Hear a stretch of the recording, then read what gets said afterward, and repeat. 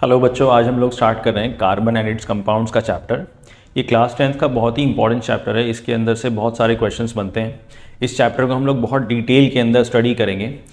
दूसरी बात ये बेटा कि ये बोर्ड ने इस चैप्टर के अंदर काफ़ी रिडक्शन कर दिया है, तो हम लोग सिर्फ उसी पार्ट को पढ़ेंगे जो कि हमारे बोर्ड एग्जाम्स के अंदर आ सकता है। बाकी उन टॉपिक्स को हम लोग छोड़ देंगे जो बोर्ड एग्जाम्स के अंदर नहीं आएगा। हम लोग इस चैप्टर को स्टार्ट करेंगे कार्बन एंड कंपाउंड्स। बेटा हमने इनसे पहले कुछ चैप्टर्स के अंदर ये पढ़ा कि बहुत सारे ऐसे एलिमेंट्स होते हैं जिनका यूज़ हमारी लाइफ के अंदर बहुत ज़्यादा है, उनका सिग्निफिकेंस है, उनका इंपॉर्टेंस है।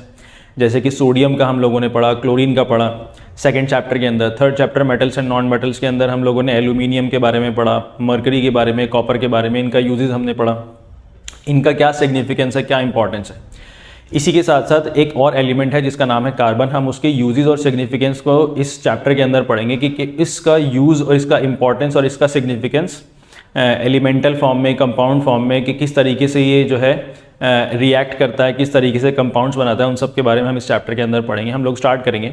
हमारा पहला टॉपिक है बेटा इसका क्या सिग्निफिकेंस है। सबसे पहले हम लोग देखेंगे कि दुनिया के अंदर जितने भी लिविंग ऑर्गेनिजम्स हैं ना, जितने भी लिविंग स्ट्रक्चर्स हैं, उन सब की बॉडी बेटा, उन सब का स्ट्रक्चर्स ना कार्बन बेस्ड होता है। अगर हम लोग ह्यूमन की बात करें तो सबसे ज़्यादा क्या पाया जाता है बेटा? कार्बन। जो प्रोटीन है, जो कार्बोहाइड्रेट है, हमारी बॉडी के अंदर जितनी भी चीज़ें, जितने भी न्यूट्रिएंट्स हैं, जितना भी मास है, वो सारा का सारा कार्बन बेस्ड होता है। नेक्स्ट पार्ट बेटा, हम लोग जो है जो खाना खा रहे हैं, जो कपड़े पहन रहे हैं, जो दवाइयाँ इस्तेमाल कर रहे हैं, ये सारा का सारा कार्बन बेस्ड होता है। इसका सिग्निफिकेंस बहुत ज़्यादा है हमारी लाइफ के ऊपर। अगला पॉइंट देखेंगे बेटा, यहाँ पे लिखा हुआ है कि जो कार्बन का अमाउंट है क्रस्ट पे, अर्थ के क्रस्ट में और एटमॉस्फेयर में बहुत ज़्यादा कम है। कार्बन का जो अमाउंट है अर्थ के क्रस्ट में और एटमॉस्फेयर में बहुत ही कम है। इतना कम होने के बावजूद ये हमारी लाइफ में, पूरी दुनिया के अंदर बहुत ज़्यादा इंपॉर्टेंस ये रखता है। क्या सिग्निफिकेंस रखता है ज़रा देखते हैं। क्रस्ट में कितना है ये? अर्थ के क्रस्ट में सिर्फ 0.02% है, वो भी किस में बेटा?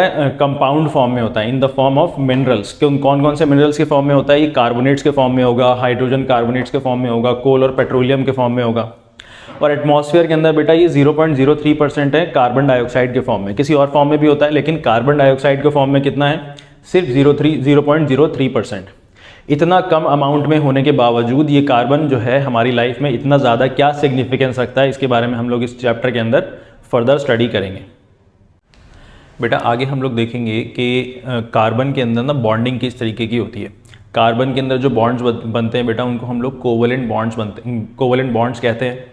अच्छा, हमने इससे कुछ एक आध चैप्टर पहले के अंदर हमने पढ़ा है कि बॉन्ड्स होते हैं एक तरीके के आयनिक बॉन्ड्स, उनको कहते हैं। हम लोग ना इस टॉपिक को स्टार्ट करने से पहले ज़रा डिफरेंसेस को पढ़ लेते हैं कि आयनिक कंपाउंड्स और कोवेलेंट कंपाउंड्स का क्या मतलब होता है, उनके बीच में क्या डिफरेंसेस है।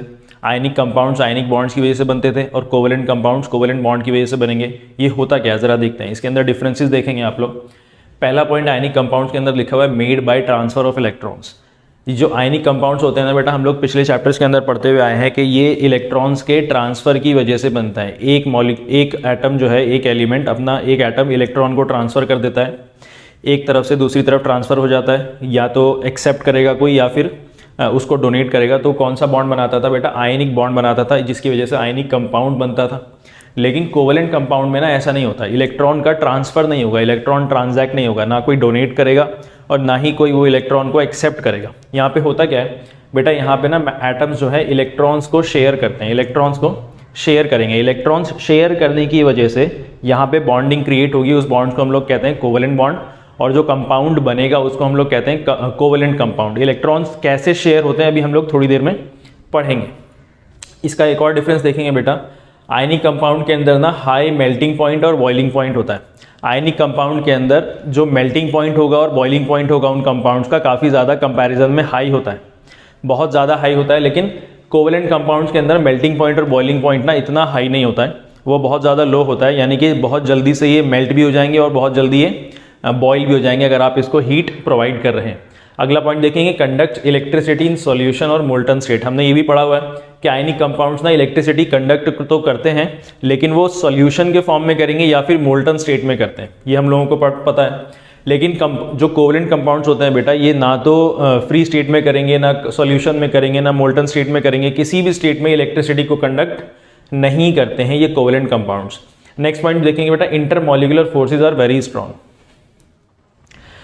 देखिए यहाँ पे हमने पढ़ा कि हाई मेल्टिंग और बॉइलिंग पॉइंट होता है। हाई मेल्टिंग और बॉइलिंग पॉइंट का मतलब है, यहाँ पे मैं एक आयनिक कंपाउंड का अगर एग्जाम्पल लूँ, कोई भी आयनिक कंपाउंड ले लेते हैं आप, जो कि इलेक्ट्रॉन्स के शेयर की वजह से इलेक्ट्रॉन्स को ट्रांसफ़र करने की वजह से बनता है, तो वहाँ पे ना मेल्टिंग पॉइंट और बॉइलिंग पॉइंट हाई क्यों है? क्योंकि उसके मॉलिक्यूल्स के बीच में बहुत ज़्यादा स्ट्रॉन्ग फोर्सेज हैं। उसके मॉलिक्यूल्स के बीच में उसको हम लोग मेल्ट करने की कोशिश कर रहे हैं, लेकिन वो आराम से ईजिली मेल्ट हो नहीं रहा। क्यों नहीं हो रहा बेटा? क्योंकि उसके मॉलिक्यूल्स ना ज़्यादा दूर दूर जाने के लिए ना राज़ी नहीं है, दूर नहीं जाना चाहते। अगर हम लोग मेल्ट करेंगे उसको तो मेल्ट नहीं हो पा रहा। क्यों नहीं हो पा रहा? क्योंकि उसके बीच में उनके मॉलिक्यूलर फोर्सेज के बीच में, उनके मॉलिक्यूल्स के बीच में जो फोर्सेज है ना, अट्रैक्टिव फोर्सेज हैं, बहुत ज़्यादा स्ट्रांग होते हैं, वो दूर नहीं जाते हैं, है ना। हाई मेल्टिंग और बॉइलिंग पॉइंट की वजह से इसके इंटर मॉलिक्यूलर फोर्सेज बहुत ज़्यादा स्ट्रांग हो गए। यहाँ पे बेटा मेल्टिंग पॉइंट भी लो है और बॉइलिंग पॉइंट भी लो है, तो इसका इंटर मॉलिक्यूलर फोर्स ना लो हो गया। अगर मेल्टिंग पॉइंट बॉइलिंग पॉइंट लो है तो ये बहुत आराम से पिघल भी जाएगा और बहुत आराम से बॉयल भी हो जाएगा। इसका मतलब मॉलिक्यूल्स ना आराम से दूर दूर चले जाएंगे, इनके बीच में इतना ज़्यादा स्ट्रॉन्ग फोर्स नहीं होगा, अट्रैक्टिव फोर्स इतना ज़्यादा खींचने वाला फोर्स नहीं होगा। जैसे इनको हीट मिलेगी ये दूर दूर होना स्टार्ट हो जाएंगे, यानी कि इनके बीच में मॉलिक्यूलर फोर्सेज कौन से होते हैं बेटा? वीक होते हैं। अच्छा, इनका हाई मेल्टिंग पॉइंट भी होता है, इनका मॉलिक्यूलर फोर्स बहुत ज़्यादा होता है, इसी वजह से ये ना आयंस को क्रिएट करते हैं बेटा। हमने पढ़ा भी है कि आयनिक कंपाउंड्स किस वजह से बनते हैं? आयंस की वजह से बनते हैं। कुछ कैटायंस होते हैं पॉजिटिव चार्ज वाले और कुछ एनायंस होते हैं नेगेटिव चार्ज वाले। तो आयनिक कंपाउंड्स किसको राइज करेंगे बेटा? किसकी वजह से बनते हैं, या फिर क्या बनाते हैं? आयंस बनाते हैं। कोवेलेंट कंपाउंड्स ना कोई भी आयन नहीं बनाएगा, कोवेलेंट कंपाउंड कोई भी आयन नहीं बनाएगा। इस पॉइंट को हम लोग याद रखेंगे बेटा। आगे हम लोग देख रहे हैं कि कार्बन जो है ना, कार्बन का कैटायन +4 वाला और कार्बन का -4 वाला एनायन क्यों नहीं बना सकता। हम लोग जानते हैं कि कार्बन के अंदर number of electrons, total number of electrons ना 6 होते हैं। तो अकॉर्डिंग टू इलेक्ट्रॉनिक कन्फिग्रेशन, जो उसके अंदर उसके जो शेल्स होंगे, उसके जो आउटर ऑर्बिट्स होंगे, उसके अंदर इलेक्ट्रॉन का डिस्ट्रीब्यूशन किस तरीके से होगा? फर्स्ट ऑर्बिट में 2 इलेक्ट्रॉन्स आ जाएंगे और सेकंड ऑर्बिट में 4 इलेक्ट्रॉन्स आ जाएंगे, तो उसका इलेक्ट्रॉनिक कन्फिग्रेशन बेटा 2,4 हो जाएगा। इसी तरीके से जो लास्ट ऑर्बिट में जो इलेक्ट्रॉन्स होंगे ना, उनको हम लोग कहते हैं वैलेंस इलेक्ट्रॉन्स। अच्छा, हम लोग इससे पहले चैप्टर के अंदर ये पढ़ चुके हैं कि वैलेंस इलेक्ट्रॉन्स क्या करते हैं? इलेक्ट्रॉन्स को ट्रांसफर करके, in case of ionic compounds वो क्या करते हैं? इलेक्ट्रॉन्स को ट्रांसफर कर देते हैं, या तो वो डोनेट कर देंगे या फिर एक्सेप्ट कर लेंगे उन वैलेंस इलेक्ट्रॉन्स को, और वो क्या बना लेंगे? आयनिक कंपाउंड्स बना लेते हैं। ठीक है, तो ये रिएक्टिविटी किसी भी एलिमेंट की बेटा किस तरीके से आप एक्सप्लेन कर सकते हैं कि वो जो है उसकी टेंडेंसी होती है कि वो कंप्लीटली फिल कर ले अपना आउटर शेल कंप्लीटली फिल कर ले। इन केस ऑफ कार्बन, अगर इसके पास आउटर शेल में 4 इलेक्ट्रॉन्स हैं बेटा, तो ये क्या चाहता है कि इसके जो आउटर शेल के अंदर 4 इलेक्ट्रॉन्स है ना, ये कंप्लीटली फिल हो जाएं, यानी कि आउटर शेल के अंदर 8 इलेक्ट्रॉन्स आ जाएं किसी तरीके से। अगर 8 इलेक्ट्रॉन्स आ जाएंगे यहाँ पे, तो वो क्या बना लेगा बेटा? एक ये जो है ना, वो नोबल गैस कन्फिगरेशन को अचीव कर लेगा। जरा हम लोग देखते हैं, इस सेंटेंस को पढ़ते हैं फिर से। Reactivity of elements is explained as the tendency to achieve completely filled outer shell. Outer shell को कंप्लीटली फिल करने को अगर कोई एलिमेंट का आउटर शेल अगर हम कंप्लीटली फिल करना चाहते हैं, तो वो क्या एक्सप्लेन करेगा बेटा? उसकी रिएक्टिविटी को एक्सप्लेन करेगा, यानी कि वो बहुत ज़्यादा कंपाउंड्स बनाएगा। हम लोग देखते हैं कि कार्बन के बहुत ज़्यादा कंपाउंड्स हैं, तो क्या वो इस तरीके से अपना इलेक्ट्रॉन को शेयर करके बहुत ज़्यादा कंपाउंड्स बना सकता है कि नहीं बना सकता है? अच्छा, हमने बोला कि आउटर शेल को जो है ना कंप्लीटली फिल करना है, तो इसका मतलब होता है बेटा कि जो नियरेस्ट नोबल गैस होगा ना, उसकी इलेक्ट्रॉनिक कॉन्फ़िगरेशन को अचीव करना है। नियरेस्ट नोबल गैस, हम लोगों ने नोबल गैस जो है ना, नोबल गैस का एक पूरा कॉलम है बेटा। वो नोबल गैस होते हैं, हीलियम होता है, नियॉन होता है, क्रिप्टॉन होता है, आर्गन होता है, ये सब ना नोबल गैसेज कहलाते हैं। नोबल गैसेज इनको इसलिए कहलाते हैं क्योंकि इनके ना आउटर मोस्ट शेल के अंदर कंप्लीटली इलेक्ट्रॉन्स फिल होते हैं। इनका आउटर मोस्ट शेल जो है ना कंप्लीटली फिल होता है इलेक्ट्रॉन से, ना इनके पास इलेक्ट्रॉन्स कम होते हैं ना ही ज़्यादा होते हैं। तो कोई भी एटम, कोई भी एलिमेंट ना, वो चाहता है कि नोबल गैस कन्फिग्यूरेशन में आ जाए, नोबल गैस कन्फिग्यूरेशन में आ जाए। अगर हम कार्बन की बात करें तो ये क्या चाहता है कि नोबल गैस कन्फिग्यूरेशन में आ जाए। इसके आउटर मोस्ट शेल में 4 इलेक्ट्रॉन्स हैं, तो ये चाहता है कि ये 4 ना होकर के नियरेस्ट नोबल गैस कन्फिग्रेशन या तो हीलियम में आ जाए या फिर नियॉन में आ जाए, या तो हीलियम में या फिर नियॉन में आ जाए, या तो ये 4 इलेक्ट्रॉन्स किसी को दे करके हीलियम का कन्फिग्रेशन में आ जाए, या फिर ये किसी से 4 इलेक्ट्रॉन्स ले ले और नियॉन के कन्फिग्रेशन में आ जाए। लेकिन यही बात देखो यहाँ पे बोली हुई, in case of carbon it is the electronic configuration of neon noble gas with electronic configuration 2,8 जो नियॉन कार्बन के केस में बेटा ये क्या चाहता है कि नियॉन के कन्फिग्रेशन में आ जाए, और नियॉन का इलेक्ट्रॉनिक कन्फिग्रेशन क्या होता है 2,8 होता है। लेकिन कार्बन चाहता तो है कि वो अपना 2,8 जो है ना इलेक्ट्रॉनिक कन्फिग्रेशन को कर ले, लेकिन कार्बन ना इलेक्ट्रॉन्स को ट्रांसफर कर नहीं सकता। तो इलेक्ट्रॉन्स को ट्रांसफर क्यों नहीं कर सकता बेटा? C+4 आयन या -4 आयन कैटायन एनायन क्यों नहीं बना सकता? इसके पीछे दो रीजंस हैं। पहला रीजन हम लोग पढ़ेंगे, carbon can gain 4 electrons to form C4- ion. बेटा चार ना कार्बन जो है 4 इलेक्ट्रॉन्स को गेन तो कर सकता है, इसके ऑर्बिट के अंदर 4 इलेक्ट्रॉन्स की जगह खाली तो है, लेकिन वो 4 इलेक्ट्रॉन्स को गेन करता नहीं है। क्यों नहीं कर सकता? क्योंकि उसके न्यूक्लियस के अंदर बेटा टोटल नंबर ऑफ प्रोटॉन्स कितने होंगे? जितने उसके टोटल नंबर ऑफ इलेक्ट्रॉन्स होते हैं उतने ही टोटल नंबर ऑफ प्रोटॉन्स होंगे। अगर 6 इलेक्ट्रॉन्स हैं टोटल, तो उसके न्यूक्लियस के अंदर प्रोटॉन भी 6 ही होंगे। तो उसके जो 6 प्रोटॉन्स है ना बेटा, उसको टोटल 10 इलेक्ट्रॉन्स को होल्ड करना बहुत ज़्यादा मुश्किल हो जाएगा। 10 इलेक्ट्रॉन्स को होल्ड करना, पहले से इसके पास 6 इलेक्ट्रॉन्स थे कार्बन के पास, बाद में अगर 4 इलेक्ट्रॉन्स आ जाएंगे तो उसको टोटल 10 इलेक्ट्रॉन्स को होल्ड करना बहुत ज़्यादा डिफिकल्ट हो जाएगा, वो होल्ड करके नहीं रख सकता। इसीलिए कार्बन C4- एनायन भी नहीं बनाएगा, एनायन तो नहीं बनाएगा। क्या कैटायन बना सकता है? ज़रा देखते हैं। बेटा कार्बन जो है ना 4 इलेक्ट्रॉन्स को लूज तो कर सकता है, लेकिन और वो लूज करके C4+ कैटायन बना ले। लेकिन होता क्या है कि वो उसके अंदर से 4 इलेक्ट्रॉन्स को निकालना, उसके ऑर्बिट में से 4 इलेक्ट्रॉन्स को निकाल लेना बहुत ज़्यादा एनर्जी रिक्वायर होगी उसके लिए, बहुत एक लार्ज अमाउंट ऑफ एनर्जी उसके लिए रिक्वायर होगी 4 इलेक्ट्रॉन्स को निकालने के लिए। लेकिन इतनी लार्ज अमाउंट ऑफ एनर्जी जो है ना अवेलेबल नहीं है कार्बन के पास, तो वो C+4 कैटायन भी नहीं बना पाएगा। C+4 कैटायन बना करके बेटा ये हीलियम के इलेक्ट्रॉनिक कन्फिग्रेशन में आ जाता है, इसके पास सिर्फ 2 इलेक्ट्रॉन्स बचते हैं।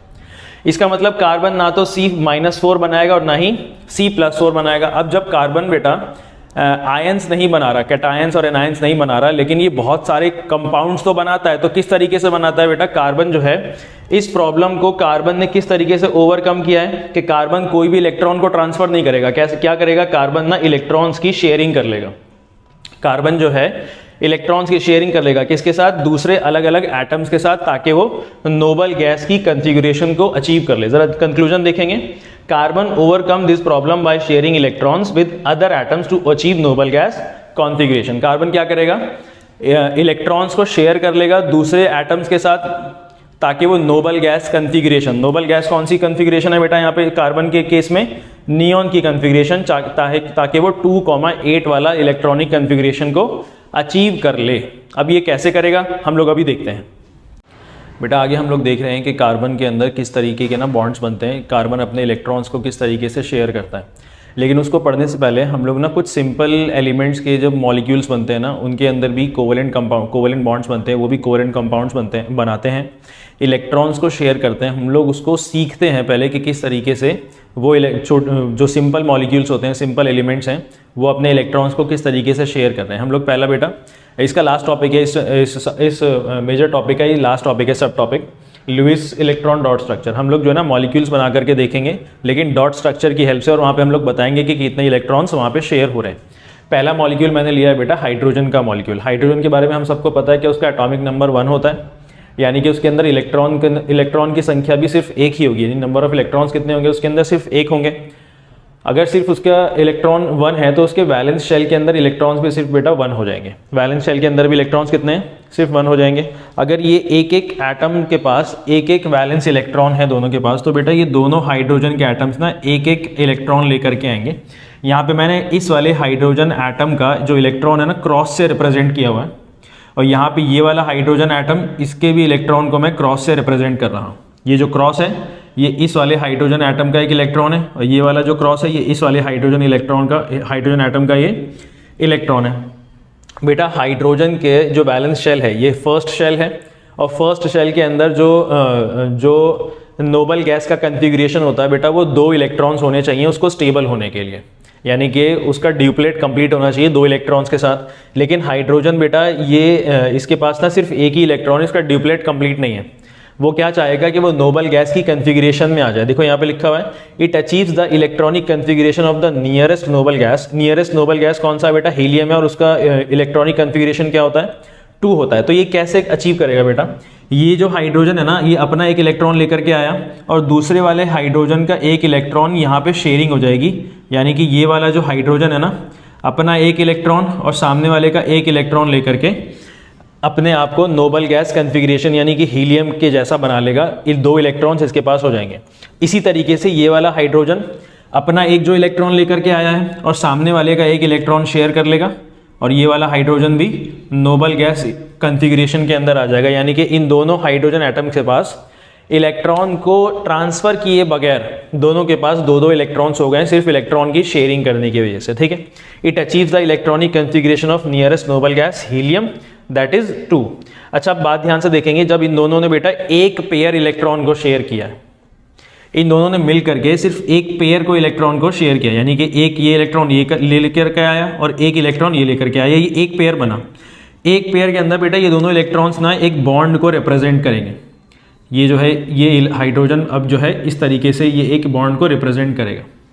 ठीक है, तो यही बात यहाँ पे लिखी हुई है, hydrogen molecule has single bond. ये हाइड्रोजन का मॉलिक्यूल बन गया बेटा, इसको हम लोग H2 भी लिखते हैं, H2 भी लिखते हैं। तो यह H2 मॉलिक्यूल के अंदर कितने बॉन्ड्स रिप्रेजेंट हो रहे हैं बेटा, एक सिंगल बॉन्ड रिप्रेजेंट हो रहा है। और एक सिंगल बॉन्ड रिप्रेजेंट होने का मतलब क्या है कि एक इलेक्ट्रॉन का पेयर शेयर हुआ है, एक इलेक्ट्रॉन का पेयर शेयर हुआ है। दूसरा हम लोग मॉलिक्यूल देखेंगे बेटा, क्लोरीन का मॉलिक्यूल। क्लोरीन मॉलिक्यूल देखेंगे, एटॉमिक नंबर क्लोरीन का बेटा 17 होता है, यानी कि उसके अंदर नंबर ऑफ इलेक्ट्रॉन्स भी कितने होंगे, 17 ही होंगे। इसका इलेक्ट्रॉनिक कन्फिग्रेशन कितना होगा बेटा, 287 होगा, 287। First, second and third orbit के अंदर, लास्ट शेल के अंदर इसके कितने इलेक्ट्रॉन्स होंगे, 7 इलेक्ट्रॉन्स होंगे, यानी कि नंबर ऑफ वैलेंस इलेक्ट्रॉन्स कितने हो गए बेटा, 7 इलेक्ट्रॉन्स हो गए, यानी लास्ट शेल के अंदर, लास्ट ऑर्बिट के अंदर 7 इलेक्ट्रॉन्स हैं। अब इसके अंदर बेटा 7 इलेक्ट्रॉन्स हैं, तो ये एक एटम ना क्लोरीन का 7 इलेक्ट्रॉन्स लेकर के आएगा और ये वाला एक एटम क्लोरीन का ये भी 7 इलेक्ट्रॉन्स लेकर के आएगा। मैं कैसे दिखाता हूँ इन इलेक्ट्रॉन्स को, देखिए इन दोनों को मैं क्रॉस से दिखाता हूँ, इनके इलेक्ट्रॉन्स को मैं क्रॉस से रिप्रेजेंट कर रहा हूँ। देखिए क्लोरीन के 7 इलेक्ट्रॉन्स लेकर के आया है ये 7 क्रॉसेस क्या रिप्रेजेंट कर रहे हैं, क्लोरीन के 7 इलेक्ट्रॉन्स रिप्रेजेंट कर रहे हैं। इसी तरीके से ये वाला क्लोरीन भी 7 इलेक्ट्रॉन्स को लेकर के आएगा, 7 इलेक्ट्रॉन्स रिप्रेजेंट हो गए।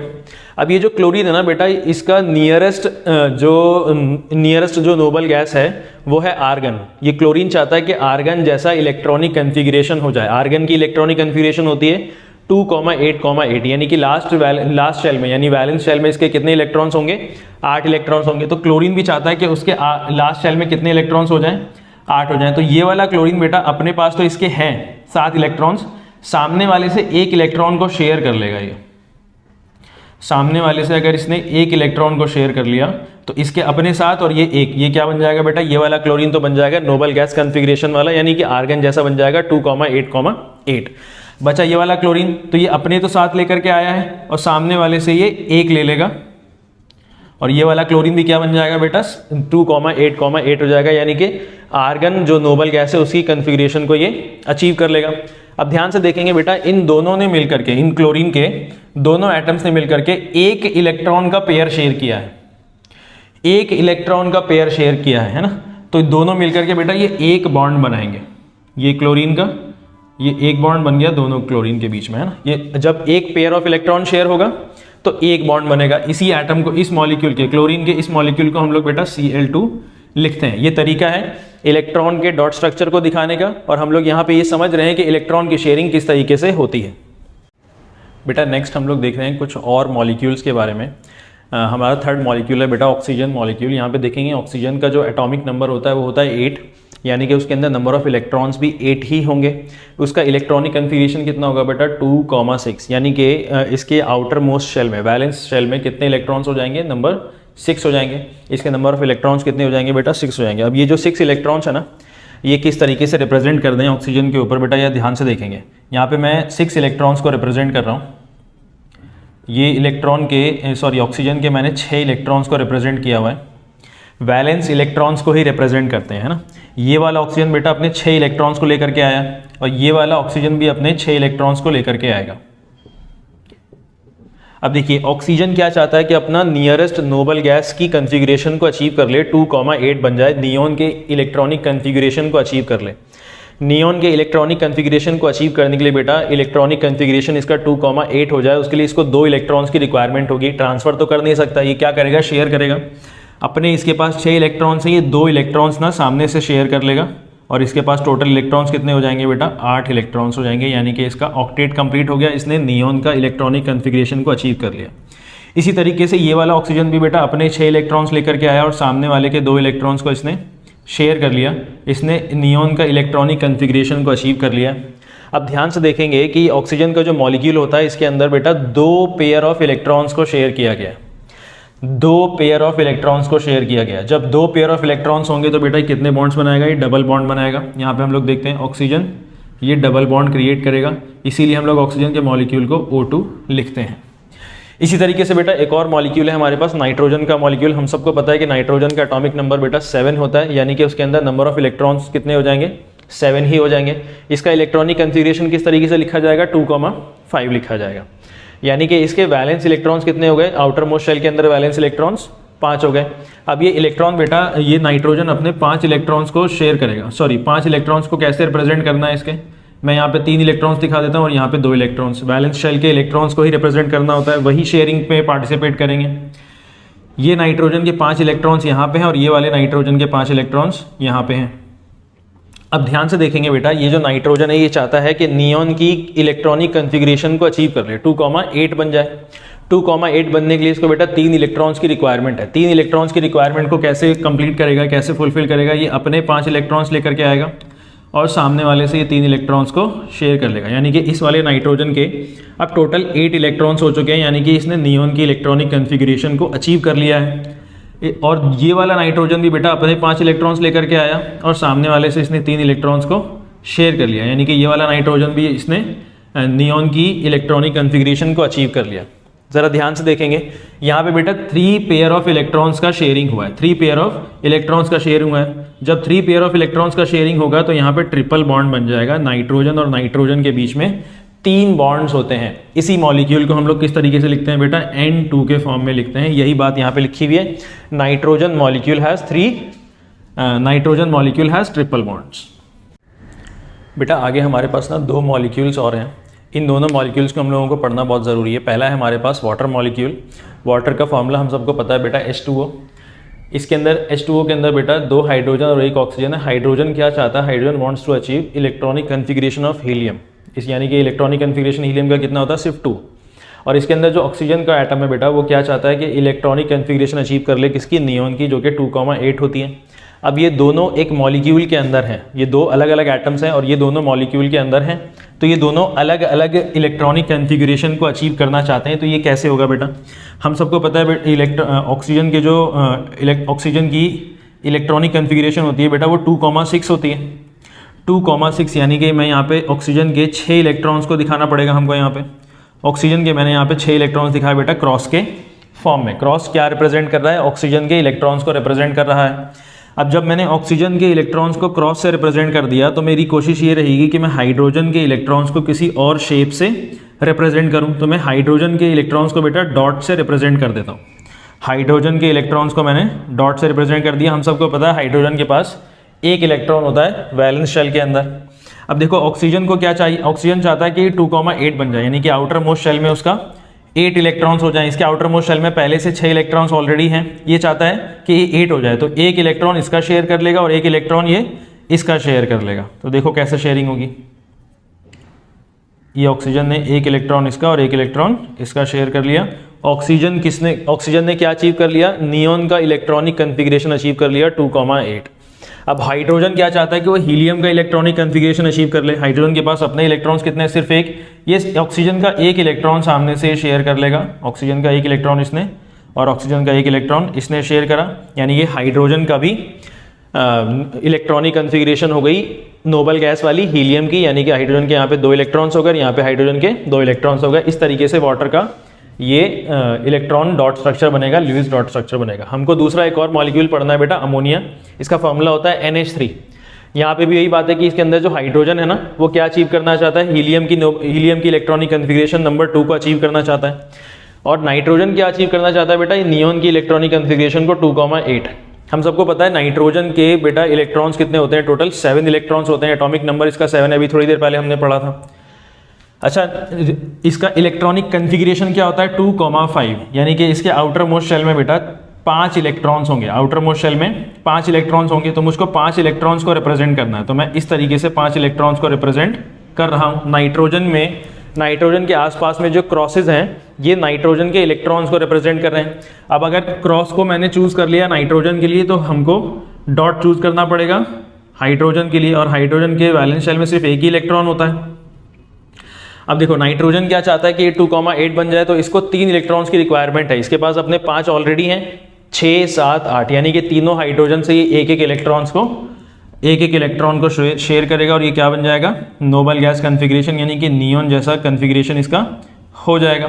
अब हाइड्रोजन क्या चाहता है कि इसके 2-2 इलेक्ट्रॉन्स हो जाएं, तो ये सामने से एक एक इलेक्ट्रॉन को शेयर कर लेगा नाइट्रोजन के। हाइड्रोजन के भी सारे इलेक्ट्रॉन्स जो है शेयर हो चुके हैं, और यहाँ पे हाइड्रोजन ने भी हीलियम का इलेक्ट्रॉनिक कन्फिग्रेशन को अचीव कर लिया। ये हम बेटा अब तक हमने जितने मॉलिक्यूल्स पढ़े थे उसके अंदर कार्बन प्रेजेंट नहीं था, और हम लोगों ने ये स्टार्ट किया था कि कार्बन के कंपाउंड्स पढ़ेंगे हम लोग कि किस तरीके से कार्बन ना इलेक्ट्रॉन्स को शेयर करता है और वो कोवेलेंट कंपाउंड्स बनाता है। हमने वहाँ पे वो सीखा, इतने सारे 6 मॉलिक्यूल्स को हमने बना करके देखा और सीखा कि इलेक्ट्रॉन्स का शेयरिंग किस तरीके से होगा और वो किस तरीके से बॉन्ड्स बनाएंगे और कितने बॉन्ड्स बनाएंगे। अब हम लोग यहाँ पे बेटा एक कार्बन का कंपाउंड पढ़ रहे हैं जिसका नाम है मीथेन। इसका बिल्कुल सिंपल, ये सिंपलेस्ट फॉर्म होता है किसी भी कार्बन कंपाउंड का, इसका नाम है बेटा मीथेन। इसका फॉर्मूला होता है सिंपल फॉर्मूला CH4। इसके अंदर एक कार्बन का एटम होगा और 4 हाइड्रोजन के एटम्स होते हैं इसके अंदर। बेटा यहाँ पे जैसे हमने पहले जितने इलेक्ट्रॉनिक कन्फिग्रेशंस को पढ़ा है, मॉलिक्यूल्स को बनाया है हमने, कोवेलेंट कंपाउंड्स को इलेक्ट्रॉन शेयर में, वहाँ पे हमने जैसे लिखा था, यहाँ पे हम देखेंगे बेटा कार्बन जो है ना क्या अचीव करना चाहता है, नियॉन के इलेक्ट्रॉनिक कन्फिग्रेशन को अचीव करना चाहता है 2,8 को।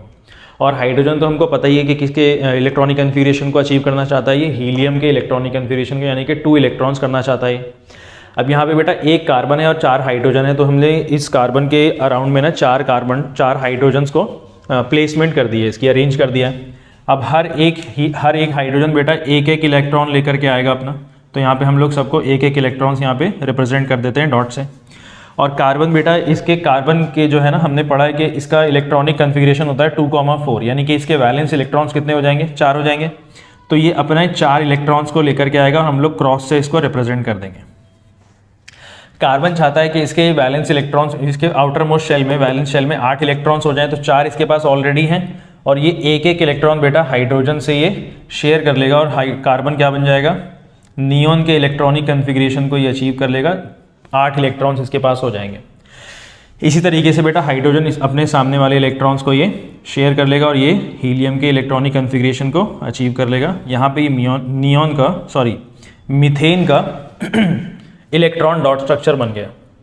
बेटा मीथेन का अगर एक सिंपल हम लोग को इलेक्ट्रॉन डॉट स्ट्रक्चर के अलावा स्ट्रक्चर बनाना हो तो हम लोग यहाँ पे देखेंगे कि यहाँ पे एक इलेक्ट्रॉन का पेयर शेयर हुआ है, तो यहाँ पे जितने इलेक्ट्रॉन के पेयर जहाँ पे शेयर हो रहे हैं बेटा वहाँ पे एक एक बॉन्ड को हम लोग क्रिएट कर देंगे। कार्बन का एक इलेक्ट्रॉन, हाइड्रोजन का एक इलेक्ट्रॉन, यहाँ पे एक इलेक्ट्रॉन का पेयर शेयर हुआ है तो यहाँ पे एक बॉन्ड बना देंगे, ऊपर हम लोग एक बॉन्ड बना देंगे, नीचे हम लोग एक बॉन्ड बना देंगे और यहाँ पे हम लोग एक बॉन्ड बना देंगे। ये इसका एक स्ट्रक्चर हो गया, सिंपल बॉन्ड स्ट्रक्चर हो गया और ये हमारा इलेक्ट्रॉन डॉट स्ट्रक्चर है। बेटा हम लोगों को मीथेन के नहीं यूजेस भी कुछ पता होने चाहिए। मीथेन जो है ना एक फ्यूल की तरह काम कर सकता है, हम लोग फ्यूल की तरह इसको यूज़ कर सकते हैं। किस किस के अंदर बेटा, ये बायोगैस और CNG का एक मेजर कंपोनेंट होता है, ये मेन कंपोनेंट होता है बायोगैस और CNG के अंदर। बेटा अब आप लोगों को ना इसके अंदर कुछ इलेक्ट्रॉनिक डॉट स्ट्रक्चर्स ना खुद से बनाने हैं, मैं आपको बता देता हूँ। जैसे कि आपको कार्बन डाइऑक्साइड का खुद से बनाना है और एक आपको बनाना है बेटा ईथेन का। ईथेन का फॉर्मूला होता है C2H6। आप ये दोनों इलेक्ट्रॉन डॉट स्ट्रक्चर बना के खुद से प्रैक्टिस करने की कोशिश करिए, देखिए आपको आता है कि नहीं आता है। बेटा हमारा नेक्स्ट टॉपिक है एलोट्रॉप्स ऑफ कार्बन। ये एलोट्रॉप्स क्या होते हैं? एलोट्रॉप्स बेटा ऐसे किसी भी एलिमेंट का ना ऐसे फॉर्म्स होते हैं जिनका केमिकल प्रॉपर्टीज़ तो सेम होता है लेकिन उनके फिजिकल प्रॉपर्टीज़ में ना डिफरेंस आता है। यहाँ पे डेफिनेशन देख लो, एलोट्रॉप्स क्या होते हैं बेटा, different forms of an element which have same chemical properties but different physical properties. इनके बेटा केमिकल प्रॉपर्टीज सेम होंगे, इसका मतलब यह है कि किसी एक सिंगल एलिमेंट से ही अलग अलग फॉर्म्स बने हुए होंगे। इनकी फिजिकल प्रॉपर्टीज में डिफरेंस का मतलब है बेटा इनके स्ट्रक्चर्स अलग अलग होते हैं। ठीक है, हम लोग यहाँ पे किन के एलोट्रॉप्स पढ़ रहे हैं बेटा? कार्बन के एलोट्रॉप्स पढ़ रहे हैं। तो कार्बन के ना 3 एलोट्रॉप्स हैं। हमको ये तीनों एलोट्रॉप्स को डिटेल में पढ़ना है। सबसे पहला एलोट्रॉप देखेंगे बेटा, कार्बन का डायमंड है। डायमंड भी किससे बना हुआ होता है बेटा? ये कार्बन से ही बना हुआ होता है। अब डायमंड का स्ट्रक्चर कैसा होता है? डायमंड जो है ना 3D नेटवर्क की तरह एग्जिस्ट करता है। ये एक ऐसा 3D नेटवर्क होता है जिसके अंदर हर एक कार्बन का एटम बेटा 4 अलग अलग कार्बन के एटम से जुड़ा हुआ होता है। सपोज करिए ये एक कार्बन का एटम है, तो ये कार्बन के एटम के पास बेटा 4 वैलेंस इलेक्ट्रॉन्स हैं। तो एक कार्बन का एटम इसके सामने जुड़ जाएगा, एक कार्बन का एटम इसके पीछे जुड़ जाएगा, और एक इसके राइट साइड में और एक इसके लेफ्ट साइड में जुड़ जाएगा। तो हर एक कार्बन का एटम 4 कार्बन के एटम से जुड़ा हुआ होता है, और इसी तरीके से एक 3D स्ट्रक्चर बन जाता है जो कि बहुत ज़्यादा स्ट्रांग होता है, नेचर के अंदर बहुत ज़्यादा हार्ड होता है। इसके बारे में हम लोग पढ़ेंगे। It exist as a 3D network with each carbon atom bonded with 4 other carbon atoms. हर एक कार्बन एटम किसके साथ बॉन्डेड होता है बेटा? 4 अलग अलग कार्बन एटम्स के साथ बॉन्डेड होता है। इसका नेचर कैसा होता है? बहुत ज़्यादा हार्ड होता है। ये अभी तक का जो है हार्डेस्ट सब्सटेंस है। इसका नेचर कैसा है? हार्ड है, और इसका मेल्टिंग पॉइंट भी बहुत ज़्यादा होता है। इसका मेल्टिंग पॉइंट बहुत ज़्यादा हाई होगा। इसकी एक और प्रॉपर्टी बेटा, ये लाइट के प्रेजेंस में ये शाइन करेगा, और ये इलेक्ट्रिसिटी का पुअर कंडक्टर होता है। इलेक्ट्रिसिटी को ये कंडक्ट नहीं करता है। ये किस किस काम में आता है बेटा? ज्वेलरी बनाने के काम में आता है, और कटिंग और ड्रिलिंग टूल्स के बनाने में काम में आता है। कटिंग और ड्रिलिंग टूल्स, मार्बल्स भी कट सकते हैं इससे, ग्लासेस भी कट सकते हैं ना, उनको काटने के काम में ये आता है। हम लोग नेक्स्ट एलोट्रॉप देखेंगे कार्बन का। नेक्स्ट एलोट्रॉप है बेटा ग्रेफाइट। ग्रेफाइट के बारे में ख़ास बात यह है बेटा, इसके अंदर जो है ना कार्बन के जो एटम्स अरेंज होते हैं वो एक कार्बन का एटम बेटा 3 कार्बन के एटम्स के साथ जुड़ा हुआ होता है। एक कार्बन का एटम 3 कार्बन के एटम्स के साथ जुड़ा हुआ होगा, और ये एक ना प्लेन के अंदर एक हेक्सागोनल रिंग बनाते हुए चले जाएंगे। हर एक कार्बन का एटम 3 कार्बन एटम के साथ जुड़ा हुआ होगा, और हेक्सागोनल रिंग्स बने हुए होंगे। बहुत सारे हेक्सागोनल रिंग्स बने होंगे। हेक्सागोनल का मतलब होता है बेटा 6 साइड्स वाला। रिंग्स बने होंगे बहुत सारे, एक के साथ एक जुड़े हुए होंगे ये, है ना। और ये जो हेक्सागोनल रिंग्स होंगे ना प्लेन के अंदर, इनके ना बहुत सारे लेयर्स होंगे बेटा। एक लेयर ऊपर हेक्सागोनल रिंग्स की ये होगी, एक लेयर उसके नीचे होगी, फिर एक लेयर उसके नीचे होगी। इसी तरीके से बहुत सारे लेयर्स होते हैं, जिसके अंदर एक कार्बन एटम बाकी 3 अलग अलग कार्बन एटम्स के साथ जुड़ा हुआ होता है। किन फॉर्म्स में जुड़ा हुआ होता है बेटा? हेक्सागोनल रिंग्स के फॉर्म में जुड़ा हुआ होता है। और ये जो हेक्सागोनल रिंग्स है ना, ये प्लेस होते हैं बेटा लेयर बाय लेयर प्लेस होते हैं। ये एक के ऊपर एक लेयर बाय लेयर ये प्लेस होते हैं। इसका बेटा इसकी एक प्रॉपर्टी कि ये अच्छा इलेक्ट्रिसिटी का कंडक्टर होता है। ये इलेक्ट्रिसिटी को कंडक्ट कर लेता है, प्लस ये ड्राई ल्यूब्रिकेंट की तरह भी काम में आता है मशीन्स के अंदर। बेटा जो फैक्ट्रीज के अंदर मशीन्स लगी हुई होती हैं बड़ी बड़ी, उनके अंदर जो ल्यूब्रिकेंट है ना, वो ऑयल यूज़ नहीं करते हैं। ऑयल यूज़ अगर कर लिया तो जो मशीन्स है ना, उसके अंदर ग्रीस बन जाएगा, वो चलने में और ज़्यादा प्रॉब्लम क्रिएट करेगी। उसको और ज़्यादा स्मूथली चलाने के लिए ल्यूब्रिकेंट यूज़ किया जाता है, ड्राई ल्यूब्रिकेंट, और वो ग्रेफाइट का पाउडर होता है, ड्राई ल्यूब्रिकेंट की तरह यूज़ होता है। और इसके अंदर बेटा जो पेंसिल के अंदर लीड होती है जिससे लिखा जाता है, उसके अंदर भी ग्रेफाइट का यूज़ होता है। अगला लास्ट हमारा एलोट्रॉप पढ़ेंगे बेटा हम लोग फुलरीन। ये फुलरीन बेटा एक जो फुटबॉल होता है ना, उसके शेप का होता है बिल्कुल। ये जो फुलरीन है ये फुटबॉल के शेप का होगा ये। तो देखो, it is a hollow cage which exist in the form of sphere के शेप में होता है। ये फुटबॉल के शेप में होता है ना। इसका नाम बेटा फुलरीन इसलिए पड़ा है कि यूएस का जियोडेसिक जो डिपार्टमेंट है, उन्होंने एक शेप बनाया था जिसका नाम था बेटा बकमिंस्टर फुलरीन। बनाने का जो साइंटिस्ट थे उन्होंने उसका जो आर्किटेक्ट थे उन्होंने उसको डिज़ाइन किया था बकमिंस्टर, तो उन्हीं के नाम के ऊपर इसका नाम पड़ गया फुलरीन। जो पहला फुलरीन आइडेंटिफाई किया गया था बेटा, उसके अंदर 60 कार्बन एटम्स थे। कितने कार्बन एटम्स थे? 60 कार्बन एटम्स थे। दैट इज C60, हम उसको फुलरीन को बोलते हैं।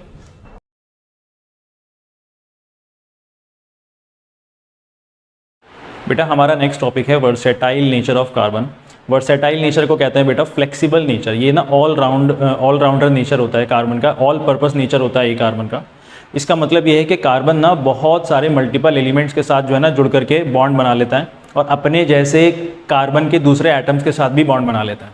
बेटा हमने अभी तक ये पढ़ा है चैप्टर के अंदर कि कार्बन बहुत सारे एलिमेंट्स बेटा इलेक्ट्रॉन को ना शेयर करके कंपाउंड्स बनाते हैं। बहुत सारे एलिमेंट्स हैं, बहुत सारे एटम्स हैं जो कि इलेक्ट्रॉन को शेयर करते हैं, कोवेलेंट बॉन्ड्स बनाते हैं। उसमें से एक कार्बन भी है। हमने अभी देखा कि कार्बन का एक सिंपलेस्ट कंपाउंड है जिसका नाम है मीथेन, वो भी इलेक्ट्रॉन को ना शेयर करके कंपाउंड बनाता है।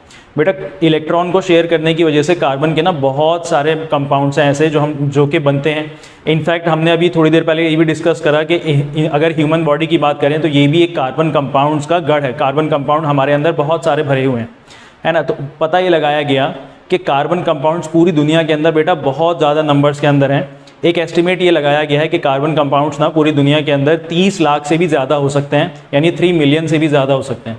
इतने ज़्यादा कंपाउंड्स बेटा किसी और एलिमेंट के नहीं हैं। सब एलिमेंट्स के अगर हम लोग कंपाउंड्स जो मिला दें, सबको अगर हम लोग ऐड कर दें, तो भी वो सब मिलने के बाद भी कार्बन के कंपाउंड्स के कंपैरिजन में भी नहीं आ रहे बेटा। इतने ज़्यादा कार्बन के कंपाउंड्स हैं। तो इतने ज़्यादा कार्बन के कंपाउंड्स बनने का क्या रीज़न हो सकता है? देखिए, इतने ज़्यादा कार्बन के कंपाउंड्स बनने के ना 2 रीज़न हैं इसके, जो हम लोगों को अब तक पता लगे। पहला रीज़न है बेटा टेट्रावैलेंसी और दूसरा रीज़न है कैटिनेशन। इसको हम लोग डिटेल में पढ़ेंगे। टेट्रावैलेंसी का मतलब होता है कि कार्बन के पास ना 4 वैलेंस इलेक्ट्रॉन्स हैं। कार्बन के पास 4 वैलेंस इलेक्ट्रॉन्स हैं और वो चारों के चारों इलेक्ट्रॉन्स को शेयर करके कंपाउंड्स बना सकता है। जरा हम लोग देखना स्टार्ट करते हैं। The number of carbon compounds that are estimated more than 3 million. 30 lakh से भी ज़्यादा कार्बन के कंपाउंड्स एस्टिमेट किए गए हैं। इतने ज़्यादा कार्बन कंपाउंड्स बेटा किन वजहों की वजह से हैं? टेट्रावैलेंसी और कैटिनेशन की वजह से हैं। टेट्रावैलेंसी और कैटिनेशन की वजह से हैं। टेट्रावैलेंसी क्या होता है? Carbon has a valency of 4 and capable of bonding with other atoms. कौन कौन से एटम्स के साथ वो बॉन्ड बना सकता है बेटा? ऑक्सीजन के साथ बना सकता है, हाइड्रोजन के साथ बना सकता है, क्लोरीन के साथ बना सकता है, नाइट्रोजन के साथ बना सकता है। कैसे बना सकता है? Bye sharing electrons. इतने ज़्यादा ये एटम्स के साथ कंपाउंड बना सकता है इलेक्ट्रॉन को शेयर करके। इसी वजह से बेटा इसके बहुत सारे कंपाउंड्स है ना नेचर के अंदर एग्जिस्ट करते हैं। और क्या वजह हो सकती है बेटा? एक रीज़न और है जिसका नाम है कैटिनेशन। बहुत इंपॉर्टेंट हमारा ये रीज़न है। कैटिनेशन क्या होता है बेटा? The ability of carbon to form direct bonds with other carbon atoms to form long chain, branch chain और रिंग स्ट्रक्चर्स। बेटा ये कार्बन की एक ऐसी प्रॉपर्टी है जिसके ज़रिए से ना कार्बन अपने एटम्स के साथ साथ कार्बन के बहुत सारे एटम्स के साथ ना बॉन्डिंग कर लेता है, डायरेक्ट बॉन्डिंग कर लेता है, जिसकी वजह से वो बहुत लंबी सी एक लॉन्ग चेन भी बना सकता है, या उसके अंदर ब्रांचिंग आ सकती है, ब्रांच चेन भी बना सकता है, या फिर उसके अंदर बेटा वो जो है ना रिंग स्ट्रक्चर भी बना लेता है।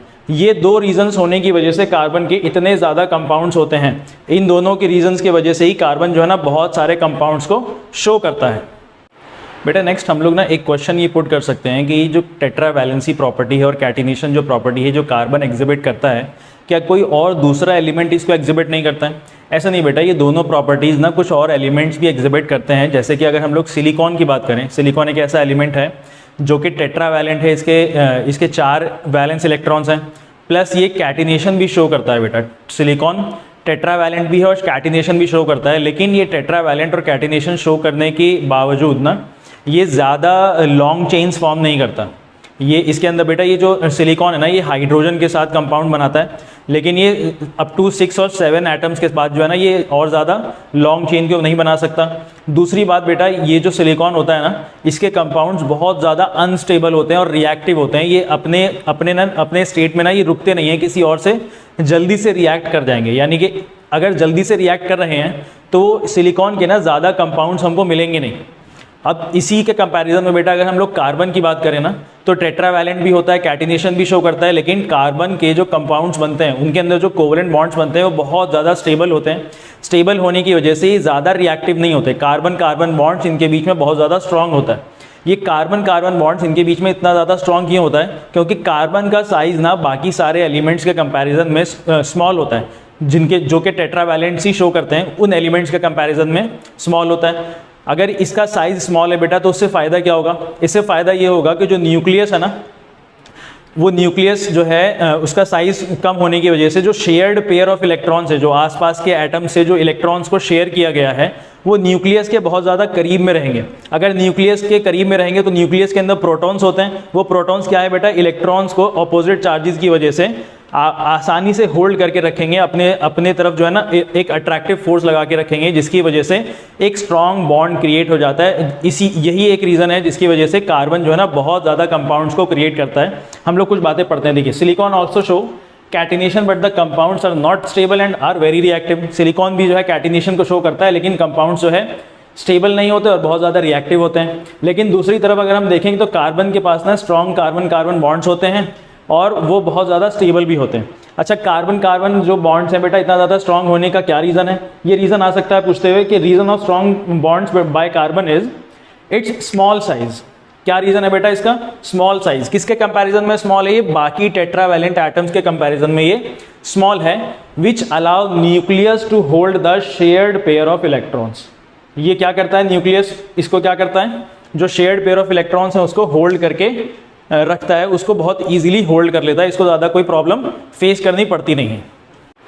बेटा अब हम लोग आगे पढ़ेंगे ये saturated and unsaturated carbon compounds क्या होते हैं। बेटा सैचुरेटेड कार्बन कंपाउंड वो होता है जिनके ना कार्बन के एटम्स के बीच में सिर्फ सिंगल बॉन्ड होता हो, कार्बन के एटम्स के बीच में सिर्फ सिंगल बॉन्ड होता हो और उसके अलावा कार्बन के एटम्स के बीच में कोई नंबर ऑफ बॉन्ड्स जो है ना सिंगल के अलावा, एक के अलावा और कुछ भी ना हो, उसको हम लोग कहते हैं saturated hydrocarbon, saturated carbon compounds कहते हैं। बेटा ये जो सैचुरेटेड कार्बन कंपाउंड्स होते हैं ना, इसकी प्रॉपर्टी होती है कि ये रिएक्टिव नहीं होते ज़्यादा, ये स्टेबल कंपाउंड होते हैं, इनमें जो है ना और ज़्यादा किसी चीज़ को आप लोग ऐड या सब्ट्रैक्ट नहीं कर सकते हैं। इनकी ये प्रॉपर्टी है कि ये ज़्यादा रिएक्टिव नहीं होंगे और ये स्टेबल होते हैं। बेटा सैचुरेटेड हाइड्रोकार्बन की डेफिनेशन पढ़ेंगे हम लोग।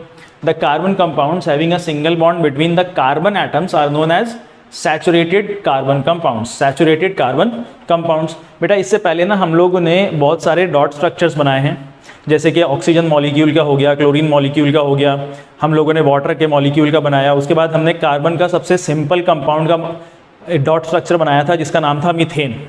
अब हम लोग देखेंगे कि कार्बन और कार्बन के बीच में किस तरीके से बॉन्डिंग होती है। अगर हम लोग मीथेन से थोड़ा सा कॉम्प्लेक्सिटी को बढ़ाएंगे, मीथेन के अपर लेवल के हम लोग कंपाउंड्स को बनाएंगे बेटा, जिसके अंदर एक नहीं एक से ज़्यादा कार्बन होंगे और उन कार्बन के बीच में ना कुछ बॉन्ड्स होंगे। वो बॉन्ड्स कैसे बनते हैं उसके बारे में हम लोग देखेंगे।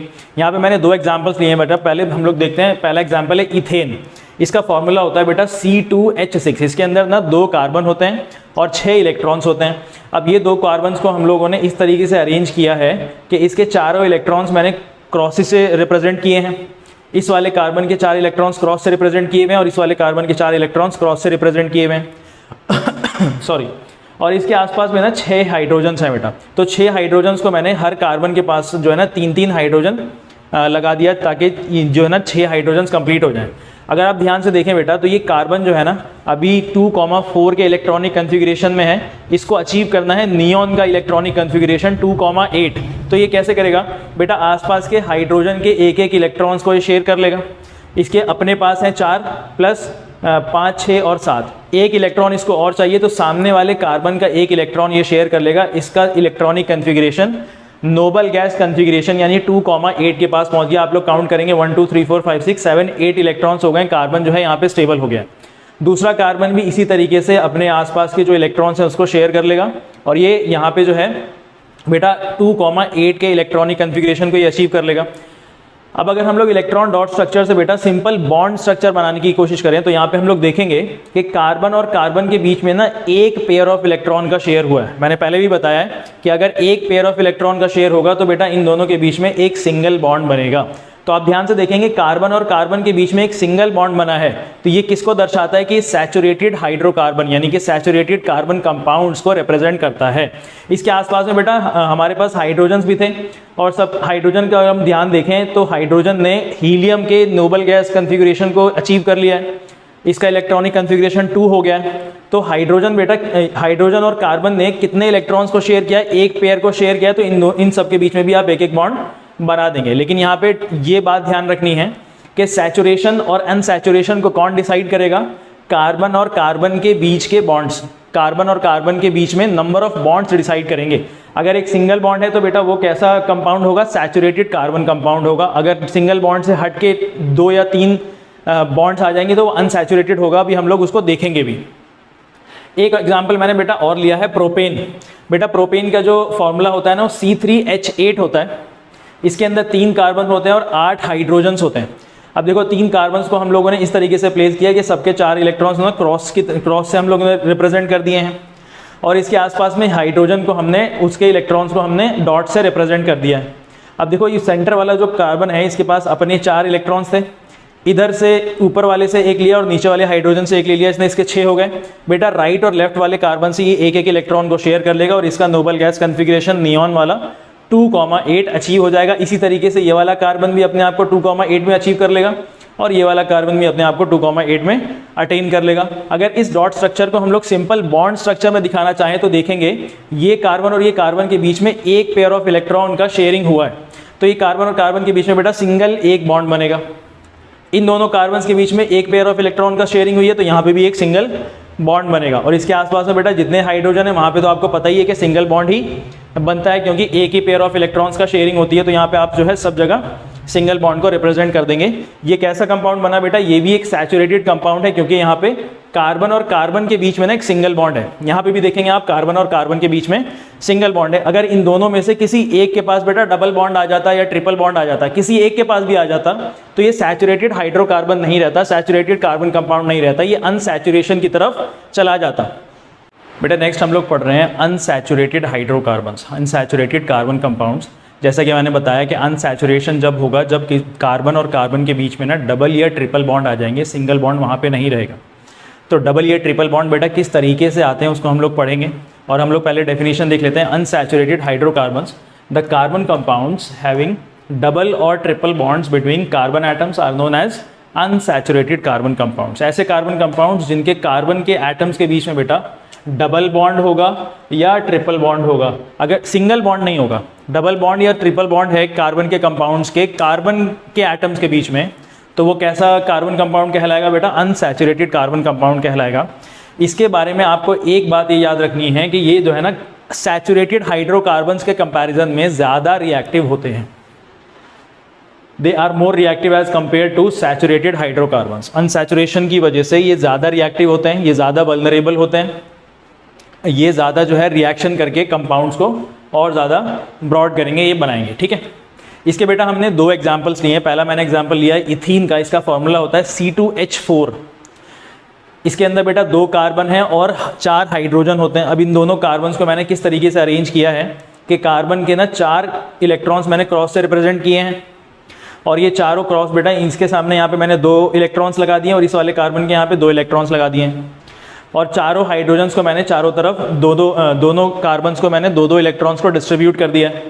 अब देखिए यहाँ पे ध्यान से कि कार्बन के पास अपने तो 4 इलेक्ट्रॉन्स पहले से थे, 1 2 3 4।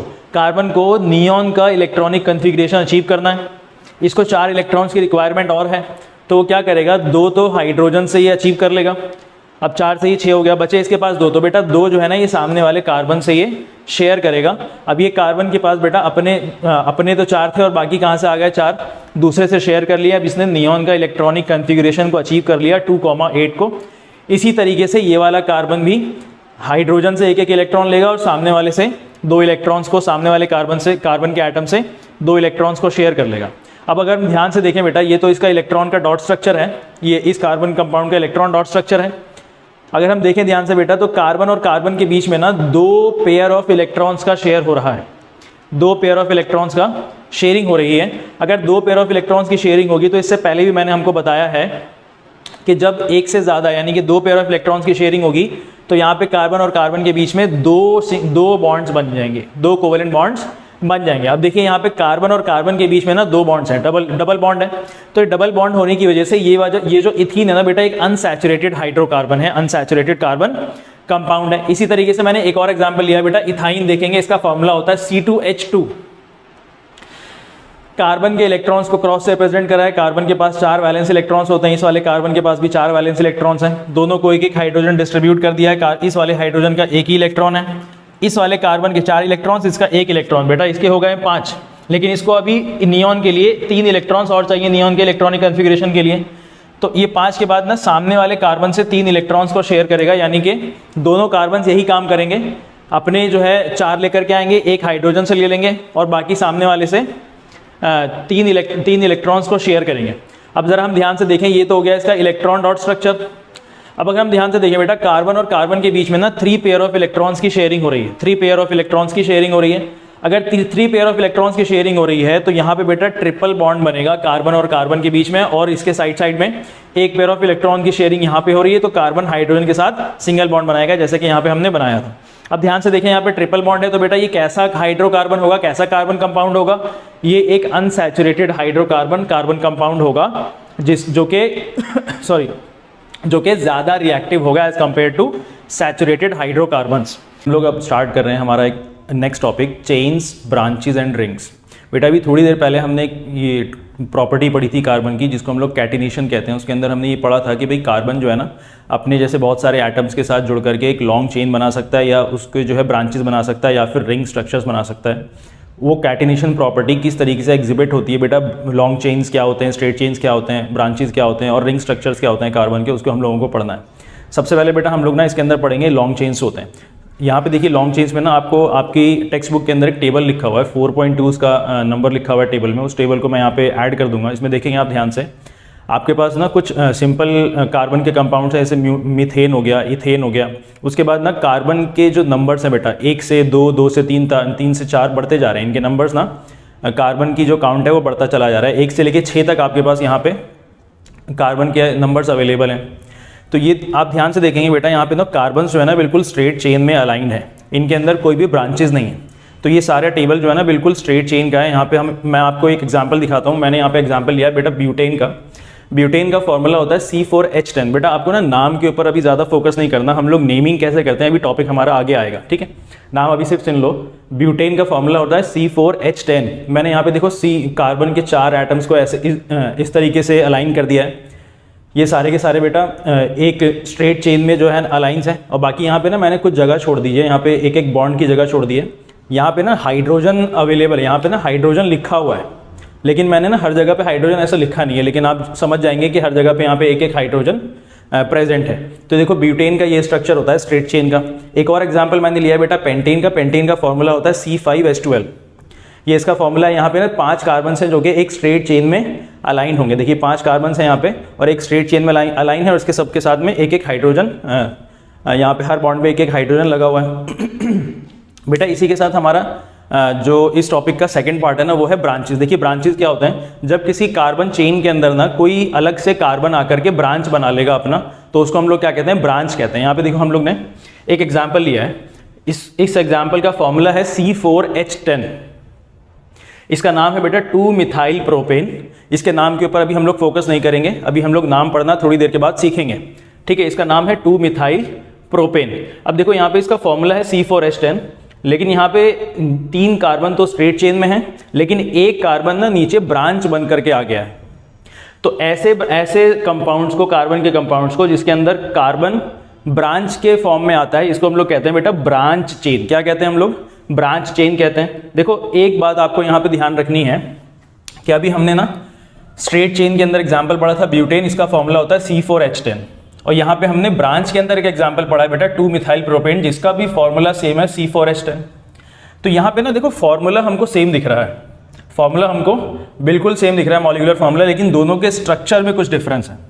ये स्ट्रक्चर बिल्कुल सीधा जा रहा है और ये स्ट्रक्चर के अंदर थोड़ा सा ब्रांच आ रहा है। बेटा ये बात आप लोग ध्यान रखेंगे, ब्यूटेन का ना, ब्यूटेन का जो फॉर्मूला होता है C4H10, इसी जैसा एक और कंपाउंड है 2-मिथाइल प्रोपेन, जिसका फॉर्मूला होता है C4H10, और ये दोनों एक दूसरे के आइसोमर्स होते हैं। देखो यहाँ पे मैंने आइसोमर्स का डेफिनेशन भी लिखी हुई है। ऐसे कंपाउंड्स होते हैं बेटा जिनका मॉलिक्यूलर फॉर्मूला तो सेम होगा लेकिन उनके स्ट्रक्चर्स डिफरेंट होंगे। ऐसे कंपाउंड्स होते हैं जिनका मॉलिक्यूलर फॉर्मूला सेम होगा बट डिफरेंट स्ट्रक्चर्स होंगे। तो देखो यहाँ पे मॉलिक्यूलर फॉर्मूला तो सेम है लेकिन इन दोनों का स्ट्रक्चर डिफरेंट है। एक और एग्जाम्पल लेंगे बेटा, यहाँ पे ब्रांचेस के अंदर मैंने दूसरा एग्जाम्पल लिया है 2-मिथाइल ब्यूटेन।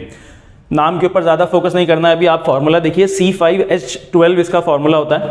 यहाँ पे किस तरीके से ब्रांच बनाया गया, देखिए 4 कार्बन को हमने as it is same line में अलाइन किया गया है और एक कार्बन ना नीचे ब्रांच बना करके आ गया। एक कार्बन एक नीचे ब्रांच बन के आया है। तो ये कैसा कंपाउंड है बेटा, ब्रांच चेन कंपाउंड है, कार्बन का ब्रांच कंपाउंड है ये, ठीक है। अच्छा इसी के साथ एक और एग्जाम्पल मैंने ब्रांच के अंदर लिया है बेटा, इसका नाम है 2,2-डाइमिथाइल प्रोपेन। इसका भी फॉर्मूला C5H12 होता है, लेकिन यहाँ पे किस तरीके से अलाइनमेंट हुई है बेटा, 3 कार्बन तो सेम चेन में है और यहाँ पे एक एक कार्बन ना ऊपर नीचे ब्रांच के फॉर्म में आ गया। इतना समझ में आ गया होगा बेटा ब्रांचिंग क्या होती है। जब ब्रांच जो है ना कार्बन के फॉर्म में, कार्बन जो है अलग अलग स्ट्रेट चेन के अंदर ब्रांच बन करके दिखेगा आपको, तो ब्रांच चेन्स कहलाते हैं। अब यहाँ पे आप लोग फोकस करेंगे बेटा, पेंटेन का फॉर्मूला भी C5H12 जो कि स्ट्रेट चेन का है, 2-मिथाइल ब्यूटेन का फॉर्मूला भी C5H12 और 2,2-डाइमिथाइल प्रोपेन का फॉर्मूला भी C5H12 है।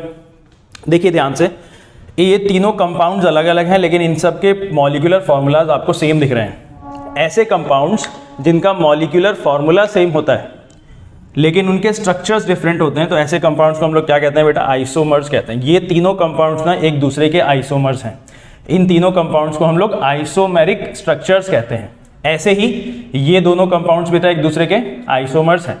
आप लोग आइसोमर्स भी ध्यान से देखेंगे। आइसोमर्स के बारे में एक बात आपको याद रखनी है कि आइसोमर्स ना हमेशा ऐसे कंपाउंड्स होते हैं जिनके अंदर मोर देन 4 या 4 से ज़्यादा कार्बन प्रेजेंट होने चाहिए। मैं यहाँ पे लिख देता हूँ कंडीशन इसकी क्या है, at least 4 carbons should be present.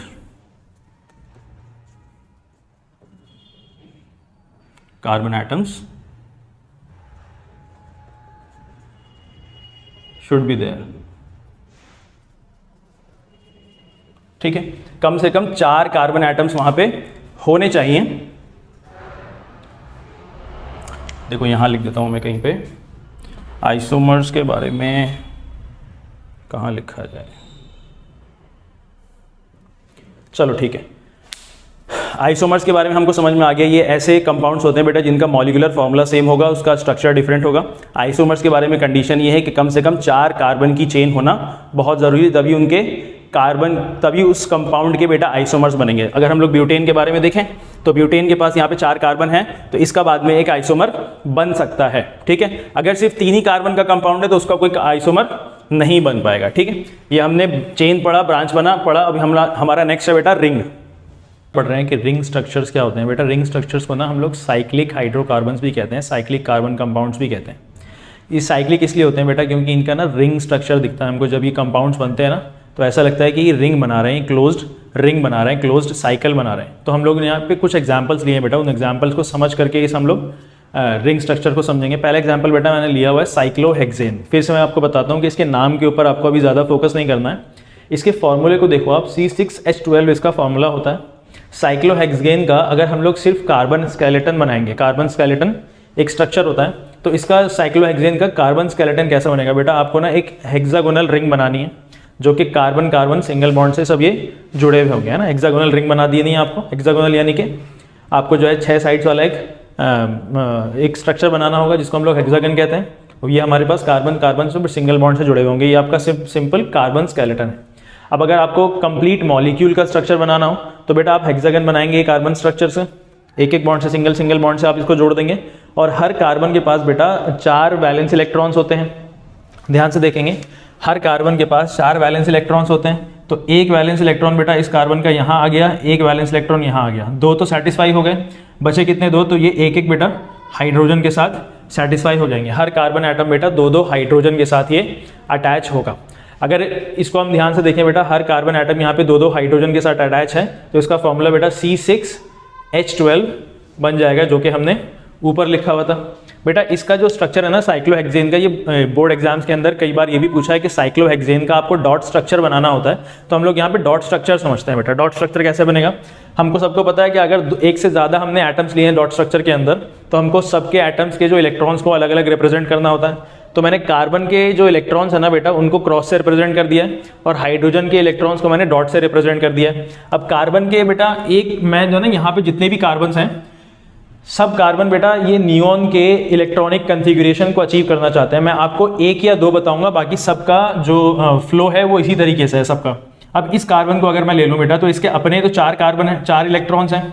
अब इसको बाकी के 4 इलेक्ट्रॉन्स चाहिए, तो एक इलेक्ट्रॉन बेटा इस वाले कार्बन का शेयर करेगा, एक इलेक्ट्रॉन इस वाले कार्बन का शेयर कर लेगा, बाकी 2 बेटा ये एक हाइड्रोजन से शेयर कर लेंगे। तो ये जो कार्बन है बेटा इसने अपने आप को नियॉन के इलेक्ट्रॉनिक कॉन्फ़िगरेशन में अचीव कर लिया। देखेंगे इसके जो है ना 8 वैलेंस इलेक्ट्रॉन्स, इसके आउटर मोस्ट शेल में 8 इलेक्ट्रॉन्स आ गए हैं। एक और कार्बन ले लेते हैं बेटा, ये वाला देखो, इसके अपने 4 इलेक्ट्रॉन्स हैं, 2 ये हाइड्रोजन से ले लेगा, एक इस वाले कार्बन से और एक इस वाले कार्बन से। इसके भी इसने अपना नियॉन का इलेक्ट्रॉनिक कॉन्फ़िगरेशन अचीव कर लिया। इसी तरीके से बेटा ये सब बनेंगे, आप जो है अपने हिसाब से बना करके देखेंगे बेटा। यहाँ पे रिंग स्ट्रक्चर के अंदर ही ना हम लोग एक और नेक्स्ट एग्जाम्पल पढ़ेंगे। नेक्स्ट एग्जाम्पल हमने लिया है बेटा साइक्लोपेंटेन। इसका फॉर्मूला ना C5H10 होता है। इसका फॉर्मूला C5H10 होता है। 5 कार्बन होते हैं बेटा इसके रिंग स्ट्रक्चर में, और 10 हाइड्रोजन्स होंगे उसके रिंग स्ट्रक्चर के अंदर। इसका अगर कार्बन स्केलेटन बनाया जाए तो बिल्कुल बेटा सिंपल आपको पेंटागन बनाना है 5 साइड्स का, और आपको कार्बन कार्बन जो है ना अरेंज कर देने हैं बेटा सिंगल बॉन्ड्स के साथ। अगर आपको इसका कंप्लीट मॉलिक्यूल का स्ट्रक्चर बनाना हो तो वैसे ही आप 5 कार्बन को पेंटागन में अरेंज करेंगे सिंगल बॉन्ड्स के साथ, और हर कार्बन के साथ 2 आप हाइड्रोजन को ऐड कर देंगे। ये इसका कंप्लीट मॉलिक्यूल का स्ट्रक्चर है। यहाँ पे बेटा बॉन्ड्स के साथ हाइड्रोजन लगा हुआ है ना, आप लोग लगा लेना। तीसरी बात, अगर इसका डॉट स्ट्रक्चर पूछे बेटा, तो ये डॉट स्ट्रक्चर जो ना आप जैसे हमने साइक्लोहेक्सेन का डॉट स्ट्रक्चर बनाया था, वैसे यहाँ पे आप साइक्लोपेंटेन का डॉट स्ट्रक्चर बनाएंगे अपने आप से, है ना, डू इट योरसेल्फ। ठीक है, बहुत ईजी है, कोई प्रॉब्लम नहीं आनी चाहिए क्योंकि साइक्लोहेक्सेन का डॉट स्ट्रक्चर आपने देख लिया है। बेटा अब सवाल यहाँ पे पैदा होता है कि हमने अभी तक जितने भी रिंग स्ट्रक्चर्स देखे हैं, स्ट्रेट चेन्स देखे हैं, ब्रांचेस देखी हैं, रिंग स्ट्रक्चर्स देखे हैं, इन सब के अंदर ना कार्बन कार्बन का सिंगल बॉन्ड ही पड़ा अब तक हमने एग्जाम्पल के अंदर। क्या इन सब के अंदर बेटा कार्बन कार्बन का सिंगल बॉन्ड ही रहेगा हमेशा? ऐसा नहीं होता है कि बेटा कार्बन कार्बन के बीच में ना डबल बॉन्ड्स भी आ सकता है। अभी हमने थोड़ी देर पहले ये पढ़ा था कि सैचुरेटेड और अनसैचुरेटेड हाइड्रोकार्बन्स क्या होते हैं। सैचुरेटेड हाइड्रोकार्बन वो होता है जिनके बीच में बेटा सिंगल बॉन्ड होगा, और अनसैचुरेटेड कौन से होते हैं? जिनके अंदर डबल बॉन्ड या फिर ट्रिपल बॉन्ड आ सकता है। तो क्या ये स्ट्रेट चेन्स में, ब्रांचेस में या साइक्लिक जो रिंग स्ट्रक्चर्स हैं इनके अंदर भी बेटा अनसैचुरेशन हो सकता है? क्या डबल या सिंगल बॉन्ड हो सकता है? बिल्कुल हो सकता है। इसके लिए बेटा हमने रिंग स्ट्रक्चर के अंदर एक और तीसरा एग्जाम्पल लिया जिसका नाम है बेंजीन। बेटा बहुत इंपॉर्टेंट है ये, बेंजीन इसका नाम है, इसका फॉर्मूला होता है बेटा C6H6 इसका फॉर्मूला। इसका फॉर्मूला हम लोग याद रखेंगे।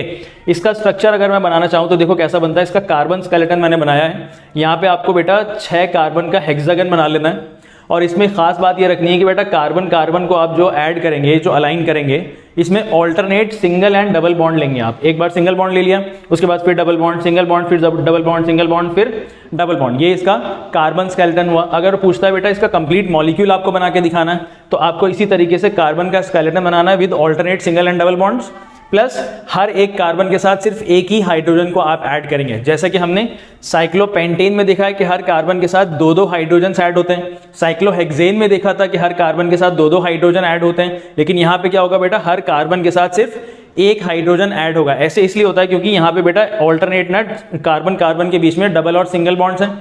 डबल और सिंगल बॉन्ड होने की वजह से कार्बन के पास सिर्फ एक ही इलेक्ट्रॉन फ्री बचता है जो कि वो हाइड्रोजन के साथ शेयर कर लेता है और एक सिंगल बॉन्ड हाइड्रोजन के साथ बना लेता है। ठीक है, तो ये इसका कंप्लीट मॉलिक्यूल का स्ट्रक्चर है। बेटा बेंजीन की ना कुछ प्रॉपर्टीज हैं खास। पहली बात तो ये एरोमेटिक होता है बेटा, इसका अपना ना एक अरोमा होता है, एक फ्रेग्रेंस होता है। हर एक पूरी बेटा ये कैटेगरी है जो एरोमेटिक एरोमेटिक हाइड्रोकार्बन्स कहलाते हैं। तो बेंजीन जो है ना इनके इस कैटेगरी के अंदर आता है। ये एरोमेटिक होता है, इसका अपना एक फ्रेग्रेंस होता है। ठीक है, इसकी एक खास प्रॉपर्टी है बेटा कि इसके कार्बन कार्बन के बीच में ना alternate single and double bonds दिखेंगे आपको, जैसा यहाँ पे दिख रहा है। बेटा हम लोग आगे पढ़ रहे हैं अब टाइप्स ऑफ कंपाउंड्स। हम लोग ये चैप्टर पढ़ रहे हैं कार्बन एंड कंपाउंड्स में। इसमें ना बेटा टाइप्स ऑफ कंपाउंड, 3 टाइप के कंपाउंड्स हो सकते हैं कार्बन के। पहला कंपाउंड हो सकता है बेटा हमारा सिंपल कार्बन कंपाउंड्स, ऐसे कंपाउंड्स जिनके अंदर कार्बन प्रेजेंट होता है। ऐसे कंपाउंड्स जिनके अंदर कार्बन प्रेजेंट होता है उनको हम लोग सिंपल कार्बन कंपाउंड्स कहते हैं। ठीक है, उसके बाद एक सेकंड टाइप होती है बेटा, उसको हम लोग कहते हैं ऑर्गेनिक कंपाउंड्स। ऐसे कंपाउंड्स होते हैं वो जिसके अंदर कार्बन और हाइड्रोजन दोनों प्रेजेंट होते हैं। कार्बन और हाइड्रोजन दोनों प्रेजेंट होते हैं बेटा। कार्बन और हाइड्रोजन के साथ ना कुछ और भी प्रेजेंट हो सकता है, उनसे हमें मतलब नहीं है। अगर कार्बन और हाइड्रोजन दोनों प्रेजेंट है तो वो हमारे लिए ऑर्गेनिक कंपाउंड्स हो जाएंगे। अच्छा, तीसरा टाइप हमारा और कंपाउंड्स का होता है बेटा इस चैप्टर के अंदर है हाइड्रोकार्बन्स। ये हाइड्रोकार्बन्स ऐसे कंपाउंड्स होते हैं जिनके कंपाउंड्स के अंदर सिर्फ हाइड्रोजन और कार्बन ही मिलेगा आपको, और कोई चीज़ नहीं मिलेगी। ऑर्गेनिक कंपाउंड्स में क्या था कि कार्बन और हाइड्रोजन दोनों थे, उसके साथ कुछ और भी हो सकता है, हमें उससे मतलब नहीं है। अगला हाइड्रोकार्बन कौन सा बेटा, ऐसे कंपाउंड्स जिनके अंदर हाइड्रोजन और कार्बन ही होंगे बस, और तीसरी कोई चीज़ नहीं होगी। उसको हम लोग क्या कहते हैं बेटा, हाइड्रोकार्बन्स कहते हैं। यहाँ पे हम लोग देखेंगे type carbon compounds, compounds containing carbon. इसके कुछ एग्जांपल्स लिखे हैं मैंने, जैसे कार्बन मोनोऑक्साइड हो गया, कार्बन डाइऑक्साइड हो गया, कार्बन डाइसल्फाइड हो गया, ग्लूकोज हो गया बेटा, मिथेनॉल हो गया आपका, ये मीथेन हो गया, ये आपका इथेन हो गया। इन सब के नाम अभी हम लोग आगे पढ़ेंगे, समझ में आ जाएगा आपको, है ना। ये ऐसे कंपाउंड्स हैं जिनके अंदर कार्बन प्रेजेंट है, तो ये क्या कहलाएगा, कार्बन कंपाउंड्स कहलाएंगे। इसके बाद हमारा पे एक टाइप आता है बेटा ऑर्गेनिक कंपाउंड्स। ऑर्गेनिक कंपाउंड्स कौन से होते हैं, जिनके अंदर कार्बन और हाइड्रोजन दोनों प्रेजेंट होते हैं। तो कार्बन और हाइड्रोजन जो दोनों प्रेजेंट हैं उनके लिए क्या एग्जाम्पल्स हो जाएंगे बेटा, हम लोग इन्हीं वाले एग्जाम्पल्स में से उठा करके यहाँ पे लिखेंगे। आप ध्यान से देखिए कि इस वाले में कार्बन हाइड्रोजन दोनों हैं, नहीं है, इसमें भी नहीं है, इसमें भी नहीं है। क्या इसके अंदर कार्बन हाइड्रोजन दोनों हैं, बिल्कुल है। तो क्या ये ऑर्गेनिक कंपाउंड हो जाएगा, हाँ हो जाएगा, क्योंकि इसके अंदर कार्बन और हाइड्रोजन दोनों प्रेजेंट हैं। उसके साथ क्या है उसे हमें मतलब नहीं, हम यहाँ पे लिख देंगे बेटा पहला C6H12O6, इसका एग्जाम्पल हो जाएगा। क्या ये एक ऑर्गेनिक कंपाउंड है, बिल्कुल है। इसके अंदर कार्बन हाइड्रोजन दोनों प्रेजेंट है बेटा, ये भी हो जाएगा, ये भी हो जाएगा। मिथेनॉल है इसका नाम, और आपको ये वाला भी आपका ऑर्गेनिक कंपाउंड हो जाएगा। अब थर्ड टाइप का कंपाउंड है बेटा हमारे पास हाइड्रोकार्बन। ऐसे कंपाउंड्स होते हैं जिनके अंदर सिर्फ और सिर्फ हाइड्रोजन और कार्बन ही मिलेगा आपको, और कुछ नहीं मिलेगा। इसके एग्जांपल्स लिखने के लिए बेटा हम इन एग्जांपल्स में से उठाएंगे। क्या ये वाला बेटा एक हाइड्रोकार्बन है, हाइड्रोकार्बन कहते हैं जिसके अंदर कार्बन और हाइड्रोजन सिर्फ वही और कुछ नहीं है। इसके अंदर बेटा कार्बन हाइड्रोजन तो है लेकिन एक्स्ट्रा चीज भी है, तो ये हाइड्रोकार्बन नहीं होगा। इसको देखते हैं, इसके अंदर कार्बन हाइड्रोजन दोनों हैं तो ये हाइड्रोकार्बन हो जाएगा, इसके अलावा और कुछ नहीं है इसके अंदर। इसके अंदर कार्बन हाइड्रोजन ऑक्सीजन तीनों चीजें हैं तो ये हमारा हाइड्रोकार्बन नहीं होगा। इसको देखते हैं बेटा C2H6, ये हमारा हाइड्रोकार्बन हो जाएगा। ये हमने बेटा टाइप्स ऑफ कंपाउंड्स पढ़े। बेटा हाइड्रोकार्बन्स ना फर्दर 3 टाइप्स में डिस्ट्रीब्यूटेड है, फर्दर 3 टाइप्स में क्लासिफाइड है। इनके टाइप्स हाइड्रोकार्बन्स के कहते हैं बेटा, इनको हम लोग अल्केन्स, अल्कीन्स और अल्काइंस। अगर आप लोगों को याद हो बेटा, हमने जो है अभी थोड़ी देर पहले पढ़ा कि सैचुरेटेड और अनसैचुरेटेड हाइड्रोकार्बन्स क्या होते हैं, कार्बन कंपाउंड्स क्या होते हैं। सैचुरेटेड कार्बन कंपाउंड्स होते हैं बेटा जिनके कार्बन कार्बन के एटम्स के बीच में ना सिर्फ सिंगल बॉन्ड प्रेजेंट होगा। और अनसैचुरेटेड हाइड्रोकार्बन्स या कार्बन कंपाउंड्स किनको कहते हैं, जिनके कार्बन कार्बन के बीच में जो बॉन्ड्स होंगे बेटा वो डबल बॉन्ड हो सकता है या फिर ट्रिपल बॉन्ड हो सकता है। तो अब हम लोग यहाँ देखेंगे बेटा हाइड्रोकार्बन्स के 3 टाइप्स कौन कौन से हैं, alkanes, alkenes and alkynes. Alkanes, alkenes and alkynes. देखिए अल्केन्स क्या होते हैं बेटा, ये सैचुरेटेड हाइड्रोकार्बन्स होते हैं। सैचुरेटेड हाइड्रोकार्बन का मतलब कि कार्बन और कार्बन के बीच में सिर्फ आपको सिंगल बॉन्ड दिखेगा और कोई बॉन्ड वहां पे नहीं होगा। तो ये अल्केन्स बेटा वो हाइड्रोकार्बन्स होते हैं जिनके बीच में कार्बन और कार्बन के बीच में सिर्फ सिंगल बॉन्ड मिलेगा आपको, है ना। अल्कीन्स कौन से होंगे बेटा, वो हाइड्रोकार्बन्स होंगे जिनके बीच में आपको डबल बॉन्ड मिलेगा। और अल्काइंस कौन से होंगे बेटा, वो हाइड्रोकार्बन्स जिनके बीच में कार्बन कार्बन के बीच में आपको ट्रिपल बॉन्ड मिलेगा। अच्छा, डबल और ट्रिपल बॉन्ड वाले जो हाइड्रोकार्बन्स होते थे उनको हम लोग अनसैचुरेटेड कहते थे, और जो सिंगल बॉन्ड वाला होता था उसको हम लोग सैचुरेटेड कहते हैं। बेटा आगे देखेंगे ये जो अल्केन्स, अल्कीन्स और अल्काइंस है ना, इनके कुछ जनरल फॉर्मूला है जो हम लोगों को पता होने चाहिए, ठीक है। अभी हमने थोड़ी देर पहले बहुत सारे ना कंपाउंड्स बनाए, बहुत सारे कार्बन के कंपाउंड्स का इलेक्ट्रॉन डॉट स्ट्रक्चर बनाया। आपने अभी थोड़ी देर पहले अपने स्क्रीन के ऊपर टेबल भी लिखा था, उसके अंदर टेबल भी देखा था, उसके अंदर मीथेन था, इथेन था, प्रोपेन था, ब्यूटेन था। बेटा वो सब कैसे बने थे उसके बारे में हम लोग यहाँ जरा देखते हैं। देखो जरा, अल्केन्स जो होता है ना वो सैचुरेटेड होता है, इसका जो जनरल फॉर्मूला है वो CnH2n+ में 2 होता है। अच्छा, पेपर में ये आ सकता है बेटा कि अल्केन्स का फर्स्ट मेंबर क्या हो सकता है, तो अल्केन्स का अगर आपको फर्स्ट मेंबर लेना है तो n की वैल्यू आप 1 रखेंगे। अगर इसके अंदर बेटा n की वैल्यू आपने 1 रखी तो क्या फॉर्मूला बनेगा, C1H। n की वैल्यू 1 रखेंगे बेटा तो 2 1 2 हो जाएगा, 2 + 2 4 हो जाएगा, यानी कि ये 4 हो जाएगा। ये हो गया आपका फॉर्मूला बेटा CH4, क्योंकि 1 यहाँ पे हम लोग इग्नोर कर सकते हैं, इसका कोई सिग्निफिकेंस नहीं है, यहाँ पे CH4 हो गया। अगर मैं इसका फॉर्मूला बनाने, इसका स्ट्रक्चर बनाने के लिए बोलूँ बेटा, तो आप इसका मॉलिक्यूलर स्ट्रक्चर कुछ इस तरीके से बनाएंगे, चारों तरफ आप इसको हाइड्रोजन ऐड कर देंगे। इसका जो है बेटा फर्स्ट मेंबर कुछ इस तरीके से दिखता है, जिसका फॉर्मूला क्या होता है, CH4 इसका फॉर्मूला होता है। अगर आपको बोलता है बेटा अल्कीन्स का फर्स्ट मेंबर बनाना है, अल्कीन्स का फर्स्ट मेंबर का फॉर्मूला चाहिए, तो आप कोशिश करिए कि n की वैल्यू 1 रख के देखते हैं जरा क्या होता है। n की वैल्यू अगर यहाँ पे 1 रखी बेटा तो ये C1H2 × 1 यानी कि H2 हो जाएगा। इसका फॉर्मूला क्या बन जाएगा, CH2 बन जाएगा, ठीक है। अब जरा ध्यान से देखते हैं बेटा इसका फॉर्म, अगर मैं इसका स्केलेटन, इसका स्ट्रक्चर बनाने की कोशिश करूं तो यहाँ पे मेरे पास एक कार्बन है और सिर्फ 2 हाइड्रोजन जुड़े हुए हैं बेटा। इसके साथ देखो 2 हाइड्रोजन जुड़े हुए हैं। क्या कार्बन के 4 वैलेंस इलेक्ट्रॉन्स होते हैं, तो 2 वैलेंस इलेक्ट्रॉन्स तो यहाँ पे सेटिस्फाई हो गए हाइड्रोजन के साथ, लेकिन 2 अभी भी सेटिस्फाई नहीं हुए, ये लूज इलेक्ट्रॉन्स बाकी हैं। इसने किसी के साथ शेयरिंग नहीं करी। इसका मतलब ये है कि कार्बन का ये वाला कंपाउंड ना एग्जिस्ट ही नहीं करेगा, क्योंकि कार्बन अपने लूज इलेक्ट्रॉन्स को छोड़ता नहीं है, उसको किसी ना किसी के साथ बॉन्ड बना करके रखना है। तो आप बात ये ध्यान रखेंगे कि अल्केन्स का जो फर्स्ट मेंबर है ना बेटा, वो तो एग्जिस्ट करता है, CH4 उसका कंपाउंड है, इसका नाम भी होता है बेटा मीथेन।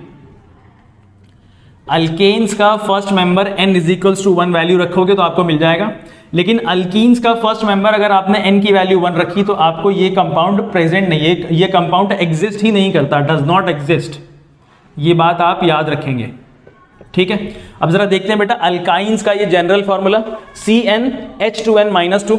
क्या अल्काइंस का फर्स्ट मेंबर अगर हम लोगों को निकालने के लिए बोले तो n की वैल्यू 1 रख के कोशिश करते हैं, क्या निकल के आता है। देखिए फॉर्मूला निकल के आएगा बेटा आपका C1H2n-2, 2 1 2 -2 0 हो जाएगा। इसका फॉर्मूला बेटा C1 और H यहाँ पे है ही नहीं, यानी कि carbon single as it is यहाँ पे ऐसे पड़ा हुआ है, जिसके पास कार्बन के चारों वैलेंस इलेक्ट्रॉन्स ऐसे ही, यानी कि ये बेटा ये वाला जो कंपाउंड है ना ये भी एग्जिस्ट नहीं करेगा, ये वाला कंपाउंड भी एग्जिस्ट नहीं करेगा। इससे बात आपको यहां पे समझ आनी चाहिए कि अल्केन्स का अगर आपको फर्स्ट मेंबर चाहिए, अल्केन्स का फर्स्ट मेंबर चाहिए तो n की वैल्यू उसके फॉर्मूले के अंदर, एल्केन के फॉर्मूले के अंदर रख देंगे आप, n की वैल्यू 1 रख देंगे। लेकिन अल्कीन्स और अल्काइंस का अगर आपको फर्स्ट मेंबर चाहिए तो n की वैल्यू 1 नहीं रखनी है हमको, क्योंकि n की वैल्यू 1 रखने पे हमको कुछ इस तरीके से स्ट्रक्चर मिलता है जो कि एग्जिस्ट नहीं करता है नेचर के अंदर। अगर अल्काइन में हमने n की वैल्यू 1 रखी तो बेटा ये एग्जिस्ट नहीं करता नेचर के अंदर। अगर हम लोग n की वैल्यू बेटा सेकंड मेंबर निकाल रहे हैं, हम लोग सेकंड रखे हैं बेटा, n की वैल्यू 2 रखते हैं, ठीक है, n की वैल्यू 2 रखते हैं। तो n की वैल्यू अगर हमने 2 रखी बेटा इसके अंदर, अल्केन्स के अंदर, तो क्या बनेगा ये देखो C2H, 2 × 2 4 हो जाएगा, 4 + 2 6 हो जाएगा, तो C2H6 ये हमारा फॉर्मूला बना। इसका अगर स्ट्रक्चर बनाना चाहें तो बेटा 2 कार्बन और 6 हाइड्रोजन यहाँ पे हम लोग ऐड कर देंगे। ये वाला कंपाउंड बेटा एग्जिस्ट करता है और इसका नाम भी होता है, इसका नाम क्या होता है, इथेन नाम होता है इसका, ठीक है। अगर हम लोग बेटा अल्कीन के अंदर n की वैल्यू 2 रखें तो जरा देखते हैं क्या हमको कोई कंपाउंड मिलेगा। अल्कीन के अंदर n की वैल्यू 2 रखेंगे बेटा, तो n की वैल्यू 2 रखा तो C2H, n की वैल्यू 2 रखेंगे h के नीचे तो 2 × 2 यानी कि C2H4 बेटा, इसका भी नाम होता है, इसका नाम होता है बेटा, इसका नाम होता है इथीन। अभी हम लोग नाम बनाना आगे सीखेंगे, ठीक है। इसका अगर स्ट्रक्चर बनाऊं बेटा तो ध्यान से देखो, 2 कार्बन है आपके पास और दोनों कार्बन के पास ना यहाँ पे टोटल हाइड्रोजन है 4, तो दोनों कार्बन के पास आप 2-2 हाइड्रोजन दे देंगे, ठीक है। आपने 2-2 हाइड्रोजन दे दिए। अब ध्यान से देखिए इधर कि यहाँ पे ना बेटा कार्बन के एक इलेक्ट्रॉन्स अभी भी फ्री बाकी हैं।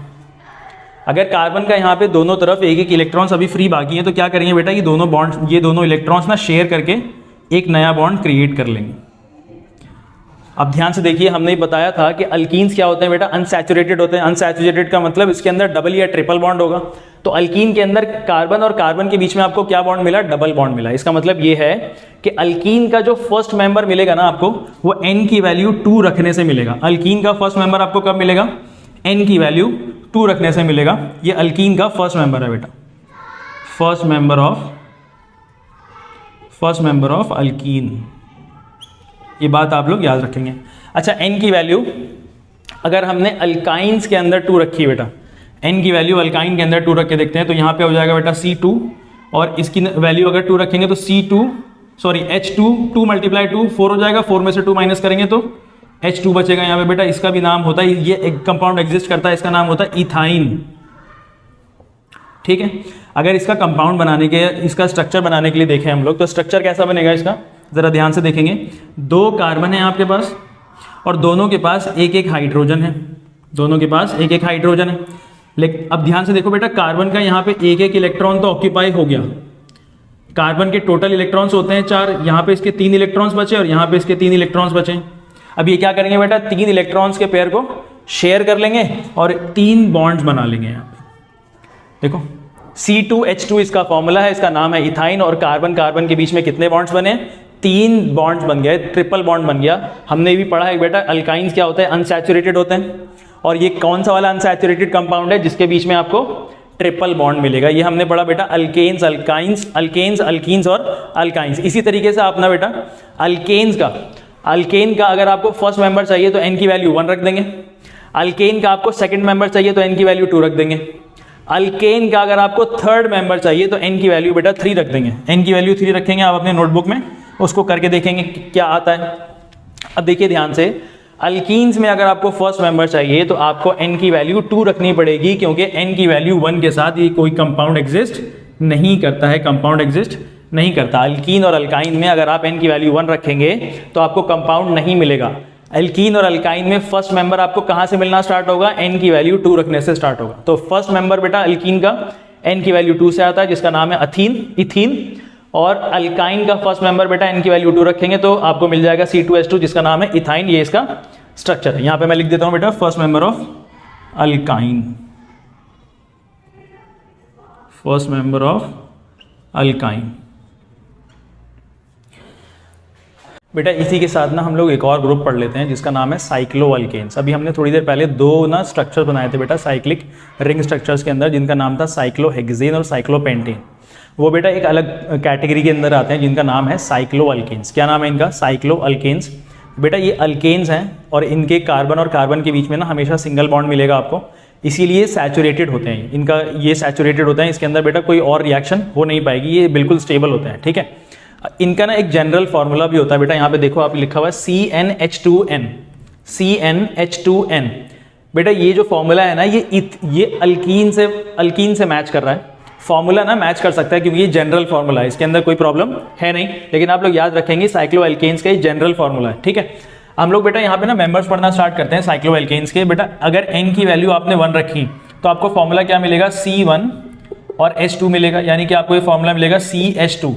बेटा एक कार्बन और 2 हाइड्रोजन, यहाँ पे कार्बन के एक एक इलेक्ट्रॉन अभी भी फ्री बाकी हैं, तो क्या ये कंपाउंड एग्जिस्ट करेगा? बेटा बिल्कुल नहीं एग्जिस्ट करेगा, है ना, क्योंकि यहाँ पे कार्बन के 2 इलेक्ट्रॉन्स अभी भी फ्री बाकी हैं। तो n की वैल्यू अगर आपने 1 रखी साइक्लोएल्केन्स के लिए तो आपको फर्स्ट मेंबर n की वैल्यू 1 पे नहीं मिलेगा। n की वैल्यू 2 रखते हैं, जरा देखते हैं क्या मिलेगा। n की वैल्यू 2 पे C2H4 मिलेगा आपको। तो ये क्या बना बेटा, आपके पास 2 कार्बन्स हैं और दोनों के पास बेटा 2-2 हाइड्रोजन हैं, है ना, दोनों के पास 2-2 हाइड्रोजन हैं। अब दोनों के पास अगर 2-2 हाइड्रोजन हैं बेटा, तो यहाँ पे अभी भी कार्बन के पास 2-2 इलेक्ट्रॉन्स बाकी हैं।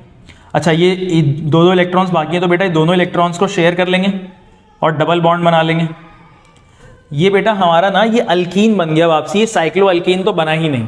साइक्लोअल्केन का मतलब है कि एक रिंग स्ट्रक्चर होनी चाहिए। साइक्लोहेक्सेन के अंदर रिंग स्ट्रक्चर थी, साइक्लोपेंटेन के अंदर रिंग स्ट्रक्चर थी। यहाँ पे हमको ना एक साइक्लिक क्लोज्ड साइकिल नहीं मिल रहा, क्लोज्ड रिंग नहीं मिल रही, ये तो एक स्ट्रेट चेन है जिसके अंदर डबल बॉन्ड है। इसका मतलब बेटा साइक्लोअल्केन का अगर आपने फॉर्मूले के अंदर n की वैल्यू 2 रखी है तो भी आपको साइक्लोअल्केन का फर्स्ट मेंबर नहीं मिलेगा, लेकिन ये कंपाउंड तो एग्जिस्ट करता है, ये अल्कीन के अंदर हमने पढ़ा था, ठीक है ना, ये अल्कीन का फर्स्ट मेंबर है ये, लेकिन साइक्लोअल्केन का मेंबर नहीं है ये। अब हम लोग n की वैल्यू 3 रख के देखते हैं बेटा। n की वैल्यू 3 रखने पे फॉर्मूला क्या मिलेगा हमको, C3H6 मिलेगा n की वैल्यू अगर आपने यहाँ रख दी। अब देखो यहाँ पे बेटा मैं इस फॉर्मूले के अकॉर्डिंग ना एक साइक्लिक स्ट्रक्चर बना सकता हूँ यहाँ पे।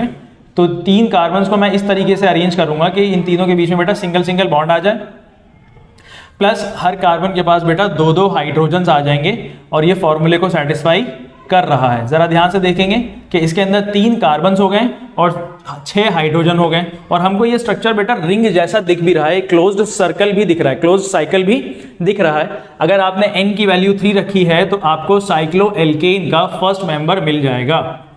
साइक्लोएल्केन का फर्स्ट मेंबर अगर आपको चाहिए तो आपको इस फॉर्मूले के अंदर n की वैल्यू 3 रखनी पड़ेगी, है ना। अगर बेटा क्वेश्चन में आता है कि साइक्लोएल्केन का आपको सेकंड मेंबर चाहिए तो n की वैल्यू आपको रखनी पड़ेगी 4। n की वैल्यू आपको रखनी पड़ेगी 4। क्या फॉर्मूला निकल के आ जाएगा बेटा, C4H8 हो जाएगा। और फॉर्मूला कैसा बनेगा इसका स्ट्रक्चर, इस तरीके से बनेगा। H8 है तो सब कार्बन के पास आप 2-2 हाइड्रोजन अटैच कर देंगे। बेटा ये कौन सा मेंबर हो जाएगा, ये सेकेंड मेंबर हो जाएगा साइक्लोएल्केन्स का। अगर आपको फॉर्मूले क्वेश्चन में आ जाता है बेटा साइक्लोएल्केन का आपको थर्ड मेंबर चाहिए तो n की वैल्यू आपको रखना पड़ेगा 5 और फॉर्मूला क्या बन जाएगा इसका, C5H10 बन जाएगा। तो कैसा स्ट्रक्चर होगा इसका, कुछ इस तरीके से आपको स्ट्रक्चर दिखेगा। ये इसका कार्बन स्केलेटन है, हर कार्बन के साथ 2-2 हाइड्रोजन आप अटैच कर देंगे और ये कौन सा मेंबर हो जाएगा बेटा, थर्ड मेंबर हो जाएगा। किसका थर्ड मेंबर हो जाएगा, साइक्लोअल्केन्स का थर्ड मेंबर हो जाएगा। उम्मीद है कि इसी के साथ आपको ये साइक्लोअल्केन का भी टॉपिक समझ में आ गया होगा। बेटा नेक्स्ट टॉपिक हम लोग पढ़ रहे हैं फंक्शनल ग्रुप्स। इन फंक्शनल ग्रुप्स को ना हम लोग हेटेरो एटम्स भी कहते हैं। बेटा अब तक हमने चैप्टर के अंदर पढ़ा है कि कार्बन जो है ना बहुत ज़्यादा फ्रेंडली एलिमेंट है, सबके साथ जो है कंपाउंड्स बना लेता है। अब तक हमने पढ़ा कि कार्बन और हाइड्रोजन के कितने सारे कंपाउंड्स हो सकते हैं, लेकिन कार्बन जो है ना बेटा और भी अदर एलिमेंट्स के साथ, डिफरेंट एलिमेंट्स के साथ ना कंपाउंड्स बनाता है, जैसे कि नाइट्रोजन हो गया, ऑक्सीजन हो गया, सल्फर हो गया, क्लोरीन हो गया, फ्लोरीन हो गया। जो कार्बन अलग अलग एटम्स के साथ बेटा जो कंपाउंड्स बनाएगा ना, इन्हीं एटम्स को हम लोग कहते हैं हेटेरो एटम्स। क्या कहते हैं बेटा, हेटेरो एटम्स। देखिए यहाँ पे लिखा हुआ है तो carbon forms bonds with other elements also, और यही अदर एलिमेंट्स क्या कहलाते हैं, हेटेरो एटम्स कहलाते हैं। बेटा ये हेटेरो एटम्स ना कार्बन के चेन के अंदर, हाइड्रोकार्बन में जो कार्बन चेन है ये जाकर के अटैच कैसे होंगे वहाँ पे, तो होता क्या है कि हाइड्रोकार्बन के अंदर जो हाइड्रोजन्स होते हैं ना, उनमें से कोई एक हाइड्रोजन या एक से ज़्यादा हाइड्रोजन ना वहाँ से हट जाएगा और उनकी जगह पर जाकर के ये फंक्शनल ग्रुप्स जाकर के लग जाएंगे। बेटा इन फंक्शनल ग्रुप्स की एक खास बात क्या होती है, ये फंक्शनल ग्रुप्स जो हेटेरो एटम्स होते हैं ना, ये उस कार्बन चेन के ऊपर केमिकल प्रॉपर्टीज़ को इम्पार्ट कर देते हैं, केमिकल प्रॉपर्टीज़ उसकी चेंज कर देते हैं। कार्बन चेन की जो केमिकल प्रॉपर्टी होगी ना हेटेरो एटम लगने के बाद, वो किस वजह से होगी बेटा, इन फंक्शनल ग्रुप्स की वजह से होगी। फंक्शनल ग्रुप्स क्या करते हैं, उन कार्बन के चेन्स को, कार्बन के कंपाउंड्स की जो केमिकल प्रॉपर्टीज हो ना, उनको इम्पार्ट कर देते हैं, इन्फ्लुएंस कर देते हैं, चेंज कर देते हैं। ठीक है, अगर ये अपनी केमिकल प्रॉपर्टीज को इंपार्ट कर रहे हैं, इसी वजह से इनको बेटा क्या कहा जाता है, फंक्शनल ग्रुप्स कहा जाता है, क्योंकि कार्बन के चेन के फंक्शंस को डिफाइन करेंगे। अच्छा, दूसरी बात क्या है, ये सिर्फ केमिकल प्रॉपर्टीज के ऊपर इन्फ्लुएंस करेंगे क्या, फिजिकल प्रॉपर्टी के ऊपर कोई इन्फ्लुएंस नहीं करेंगे। बेटा फिजिकल प्रॉपर्टीज क्या हो सकती है, जैसे कि स्ट्रेट हो सकता है, उसका शेप हो सकता है, ये सारी चीजें जो है ना बेटा कार्बन की चेन डिसाइड करती है। हेटेरो एटम्स ना कार्बन की चेन को चेंज नहीं करते, कार्बन की चेन के अंदर ना उसको इंक्रीज करते हैं ना उसको डिक्रीज करते हैं। अगर कार्बन की चेन के अंदर 8 कार्बन एटम्स हैं तो उन 8 कार्बन एटम्स को छेड़ेंगे नहीं, वो 8 कार्बन एटम्स ही रहेंगे, सिर्फ हाइड्रोजन को रिप्लेस किया जाता है, हाइड्रोजन के एटम्स को रिप्लेस किया जाता है, उनके पोजीशंस को। तो कार्बन के एटम्स जब तक नहीं हटेंगे ना, तो उनकी कार्बन की प्रॉपर्टीज, जो फिजिकल प्रॉपर्टीज होती हैं, वो भी चेंज नहीं होंगी। फंक्शनल ग्रुप्स बेटा फिजिकल प्रॉपर्टीज के ऊपर कोई भी अपना इन्फ्लुएंस नहीं करेंगे, क्योंकि जो फिजिकल प्रॉपर्टीज है वो कौन डिसाइड करता है, कार्बन की चेन डिसाइड करती है। देखिए यहाँ पे लिखा हुआ है, physical properties such as state, shape etcetera does not get affected by hetero atoms as it is decided by the carbon chain. बेटा यहाँ पे मैंने ना कुछ एग्जांपल्स लिए हैं फंक्शनल ग्रुप्स को बताने के लिए। यहाँ पे देखिए हमारे पास एक कार्बन की चेन है जहाँ पे 3 कार्बन एटम्स हैं और एक सैचुरेटेड हाइड्रोकार्बन है, लेकिन हमारा अभी पढ़ने का वो टॉपिक नहीं है। 3 कार्बन का एक ये हाइड्रोकार्बन का चेन है। अब यहाँ पे अगर हमको कोई हेटेरो एटम लगाना है, बेटा यहाँ पे ना आपकी स्क्रीन के ऊपर कुछ हेटेरो एटम्स का ना एक टेबल भी है एनसीईआरटी आपकी टेक्स्ट बुक के अंदर, बट जो मैं यहाँ पे ऐड कर दिया, इसको ध्यान से देखेंगे। बेटा यहाँ पे ना आपको देखा हुआ है कि देखो हेटेरो एटम्स यहाँ पे क्लोरीन ब्रोमीन हो सकते हैं, इनको हैलोजेंस कहते हैं। इनका फंक्शनल ग्रुप बेटा ये क्लोरो हो सकता है, ब्रोमो हो सकता है, आयोडो हो सकता है, ये बेटा नाम है, अभी हम लोग आगे पढ़ेंगे, है ना। और क्या फंक्शनल ग्रुप्स हैं, देखो उसके नीचे लिखे हुए एल्कोहल हो सकता है, एल्डिहाइड हो सकता है, कीटोन हो सकता है, कार्बोक्सिलिक एसिड हो सकता है। इनके बिल्कुल राइट साइड में ना आपको फॉर्मूले भी लिखे हुए हैं, देखो एल्कोहल का फॉर्मूला लिखा हुआ है आपको OH, आपको एल्डिहाइड का फॉर्मूला लिखा हुआ है, आपको एक स्ट्रक्चर बनाया हुआ भी है ना, और आपको जो है कीटोन का फॉर्मूला भी बनाया हुआ है, स्ट्रक्चर भी है आपके पास, कार्बोक्सिलिक एसिड का स्ट्रक्चर भी है। हेलोजेंस तो सबसे ऊपर लिखे हुए हैं बेटा, वहाँ पे क्लोरीन है तो Cl लगाया हुआ है, ब्रोमीन है तो Br लगाया हुआ है। अब यहाँ पे हम लोग देखते हैं बेटा कुछ एग्जाम्पल्स में कि यहाँ पे बोला गया कि ये जो हाइड्रोकार्बन होते हैं ना बेटा, इनमें से एक या एक से ज़्यादा हाइड्रोजन एटम्स को रिप्लेस कर दिया जाएगा। और कैसे रिप्लेस किया जाएगा कि उसकी जो कार्बन की वैलेंसी है ना, वो उसमें कोई फर्क ना आए, वो सेटिस्फाइड ही रहे पहले से। पहले देखो यहाँ पे ना, अगर मैं इस कार्बन की बात करूं तो इसकी वैलेंसी सेटिस्फाइड है बेटा, ये कार्बन ने नियॉन के इलेक्ट्रॉनिक कॉन्फ़िगरेशन को अचीव कर रखा है अपने इलेक्ट्रॉन्स के साथ और आसपास के इलेक्ट्रॉन्स के साथ। अब देखो हमको यहाँ पे एक फंक्शनल ग्रुप लगाना है, सपोज करो मैं पहला फंक्शनल ग्रुप ले लेता हूँ क्लोरीन। अब यहाँ से एक हाइड्रोजन को हम लोग रिप्लेस करके यहाँ पे क्लोरीन को ऐड कर देंगे, लेकिन कार्बन की जो वैलेंसी है बेटा वो अभी भी सेटिस्फाइड है, कार्बन की वैलेंसी में कोई भी डिफरेंस क्रिएट नहीं हुआ है। अब देखो यहाँ पे जो पहले इसका केमिकल प्रॉपर्टी थी ना, या कुछ भी होगी, अब इस कार्बन चेन की केमिकल प्रॉपर्टीज कौन डिसाइड करेगा, ये क्लोरीन डिसाइड करेगा, ठीक है ना। लेकिन इसकी फिजिकल प्रॉपर्टी में कोई भी डिफरेंस नहीं आया होगा। सपोज करो यहाँ पे मेरे पास एक 4 कार्बन की चेन है और मुझको ना यहाँ पे एक अलग से हेटेरो एटम लगाना है, और यहाँ पे एक हाइड्रोजन को हटा करके मैंने OH लगा दिया। अगर आपने टेबल ध्यान से देखी होगी तो वहाँ पे OH किसके लिए होता था बेटा, अल्कोहल के लिए होता था, ठीक है ना। ये कार्बन की अपनी कोई केमिकल प्रॉपर्टीज होंगी इस चेन की, लेकिन अब अल्कोहल के आने की वजह से अल्कोहल अपने केमिकल प्रॉपर्टीज इस पूरे कार्बन चेन के ऊपर इंपार्ट कर देगा, ठीक है ना। इस कार्बन की इस चेन की केमिकल प्रॉपर्टीज अब कौन डिसाइड करेगा, एल्कोहल का फंक्शनल ग्रुप ये डिसाइड करेगा। बेटा एक और देख लेते हैं, यहाँ पे मेरे पास 3 कार्बन की चेन है। अगर यहाँ पे मैं कोई दूसरा फंक्शनल ग्रुप लगा दूं, एक हाइड्रोजन को रिप्लेस कर दे, एक से ज़्यादा भी रिप्लेस हो सकते हैं, लेकिन अभी हम इतना ज़्यादा एडवांस पढ़ेंगे नहीं। एक हाइड्रोजन को रिप्लेस कर दिया मैंने और यहाँ पे लगा दिया बेटा कार्बोक्सिलिक एसिड, इसका ग्रुप होता है बेटा COOH। आपकी एनसीईआरटी के अंदर उसका पूरा स्ट्रक्चर बनाया हुआ है, मैं यहाँ पे सिंपल COOH लिख दूंगा, है ना। बेटा नेक्स्ट हमारा टॉपिक है होमोलोगस सीरीज। ये होमोलोगस सीरीज क्या होती है बेटा, ये ना एक फैमिली ऑफ कंपाउंड्स होता है, पूरी फैमिली होती है कंपाउंड्स की, जिनके ना केमिकल प्रॉपर्टीज सिमिलर होंगे, उनके फंक्शनल ग्रुप सिमिलर होंगे, लेकिन इनमें ना एक डिफरेंस होता है बेटा, इसके जो सक्सेसिव मेंबर्स होते हैं फैमिली के, जो बाद में आने वाले मेंबर्स होते हैं, उनके अंदर ना एक डिफरेंस मिलता है हमको, CH2 ग्रुप का डिफरेंस मिलता है हमको, या फिर 14 मास का एटॉमिक मास यूनिट का हमको डिफरेंस मिलता है। इसको हम लोग समझते हैं बेटा। सबसे पहले डेफिनेशन देखो, a family of compounds with similar chemical properties, same functional groups, but has difference of CH2 group और 14 atomic mass unit in successive members, बाद में आने वाले members का। देखो इसको एग्जाम्पल से समझ में आएगी बात। अभी हमने थोड़ी देर पहले बेटा एल्केन्स पढ़ा था। एल्केन्स ऐसे होते हैं बेटा सैचुरेटेड हाइड्रोकार्बन्स, जिनके कार्बन कार्बन के बीच में सिर्फ सिंगल बॉन्ड होगा, और ये बेटा इनका जो जनरल फॉर्मूला होता है वो CnH2n+2 होता है। अब देखो हमको एल्केन का जो फर्स्ट मेंबर था, अगर हम लोग C के N की वैल्यू 1 रखेंगे तो फर्स्ट मेंबर मिल जाएगा। n की वैल्यू हमने 2 रखी तो सेकंड मेंबर मिल गया, और n की वैल्यू अगर हमने 3 रखी तो थर्ड मेंबर मिल गया।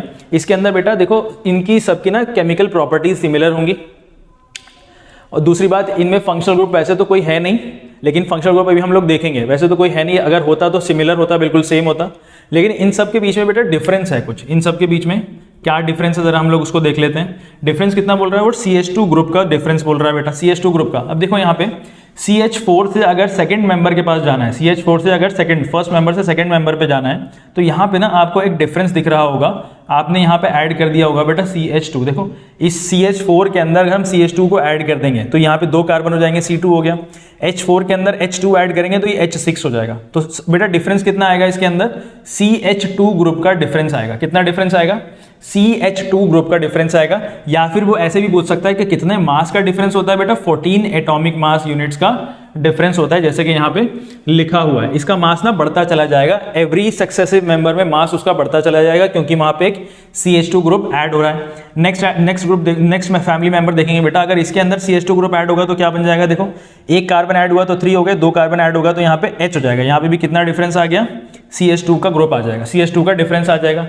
तो इन सब की बेटा केमिकल प्रॉपर्टी सिमिलर होंगी, फंक्शनल ग्रुप सिमिलर होंगे, लेकिन डिफरेंस क्या होगा, CH2 ग्रुप का डिफरेंस हो जाएगा। अच्छा यहाँ पे हमने फंक्शनल ग्रुप नहीं समझा। अब इसी में देखो बेटा एल्केन्स के अंदर ना मैंने अल्कोहल्स को जोड़ के दिखाया। अभी थोड़ी देर पहले हमने देखा था कि अल्कोहल जुड़ेगा तो कैसे बनेगा, एक हाइड्रोजन एटम हट जाता है, मैंने यहाँ से एक हाइड्रोजन एटम को हटाया यहाँ से, और यहाँ पे मैंने अल्कोहल का ग्रुप लगा दिया है, ठीक है। अब ये अल्कोहल का बेटा ग्रुप का पहला मेंबर है और ये अल्कोहल के ग्रुप का सेकंड मेंबर है। अब इसके अंदर डिफरेंस देखेंगे हम लोग कि क्या डिफरेंस है बेटा। यहाँ से यहाँ पे आने में ना सेकंड मेंबर पे आने पे एक डिफरेंस है, वो CH2 ग्रुप का डिफरेंस है। देखो अब देखो पहले वाले में ना सिर्फ एक ही कार्बन था, इसके अंदर एक और कार्बन ऐड किया तो 2 कार्बन हो गए। अब इसके पास बेटा देखो यहाँ पे कितने कार्बन थे, 1 2 3 4 कार्बन थे, यहाँ पे 2 कार्बन और ऐड किए तो आपको कितने हो जाने चाहिए, 6 हाइड्रोजन हो जाने चाहिए। हाइड्रोजन कितने थे इसके पास, 4, 1 2 3 4, 2 हाइड्रोजन और ऐड कर देंगे इसके अंदर तो 6 हाइड्रोजन हो जाने चाहिए। तो अब काउंट कर लेते हैं, 1 2 3 4 5 6। देखो यहाँ पे एल्कोहल के सक्सेसिव मेंबर्स के अंदर कितना डिफरेंस आ रहा है, CH2 ग्रुप का डिफरेंस आ रहा है। लेकिन इनकी बेटा इनका जो केमिकल प्रॉपर्टीज होंगी वो सिमिलर होंगी, क्योंकि यहाँ पे केमिकल प्रॉपर्टीज कौन डिसाइड करता है, फंक्शनल ग्रुप डिसाइड करता है। अभी हमने थोड़ी देर पहले पढ़ा, और फंक्शनल ग्रुप भी दोनों का सेम है। यहाँ पे फंक्शनल ग्रुप किसका है बेटा, एल्कोहल का है, OH इसका फंक्शनल ग्रुप है एल्कोहल का, सिमिलर केमिकल प्रॉपर्टीज होंगी। हमने एल्कीन्स भी पढ़ा था बेटा, इसका जनरल फॉर्मूला होता है CnH2n। देखो एल्कीन के बारे में यहाँ पे भी मैंने बात बताई थी, एल्कीन का अगर आपको फर्स्ट मेंबर चाहिए तो बेटा n की वैल्यू आपको 2 रखनी पड़ेगी, n की वैल्यू 1 से आपको एल्कीन का फर्स्ट मेंबर नहीं मिलेगा, ठीक है। हमने n की वैल्यू 2 रखी तो आपको मेंबर मिल गया C2H4। अब इसके बाद बेटा n की वैल्यू 3 रखेंगे तो आपको मेंबर मिल जाएगा C3H6। इन दोनों में बेटा ये सक्सेसिव मेंबर है इसका, ये इसका सक्सेसिव मेंबर है, तो इसके बीच में कितना डिफरेंस आया ध्यान से देखेंगे तो CH2 ग्रुप का डिफरेंस आया, CH2 का डिफरेंस आया।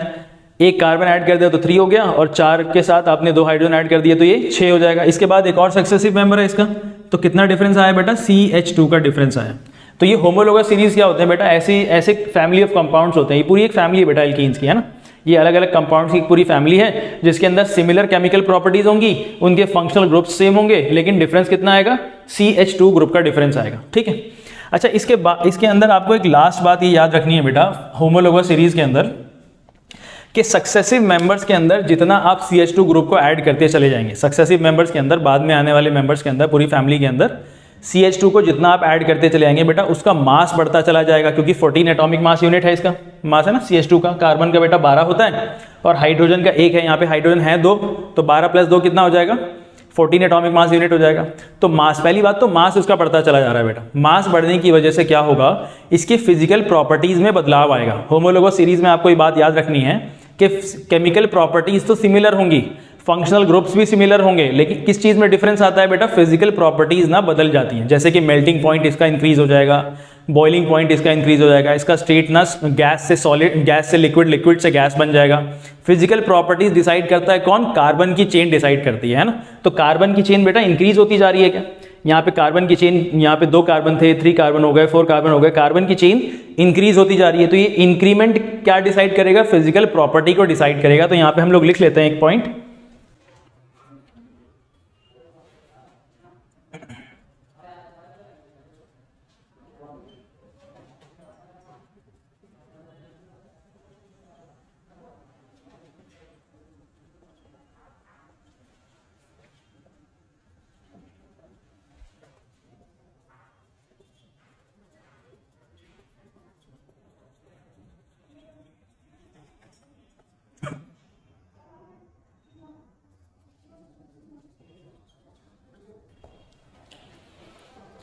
देखिए यहाँ पे क्या लिखा हुआ है, increment of carbon atoms increases the mass along with the increase in melting point and boiling point and other physical properties. और क्या बन जाएगा फिजिकल प्रॉपर्टीज के अंदर, क्या क्या आ सकता है बेटा, कार्बन की चेन जो है, कार्बन का कंपाउंड हो सकता है स्टार्टिंग में गैस हो, कम कार्बन के साथ कार्बन आप उसके अंदर ऐड करते चले जाएंगे, ये वाला ग्रुप तो हो सकता है लिक्विड बन जाए, और लिक्विड के बाद और ऐड करेंगे तो हो सकता है सॉलिड बन जाए।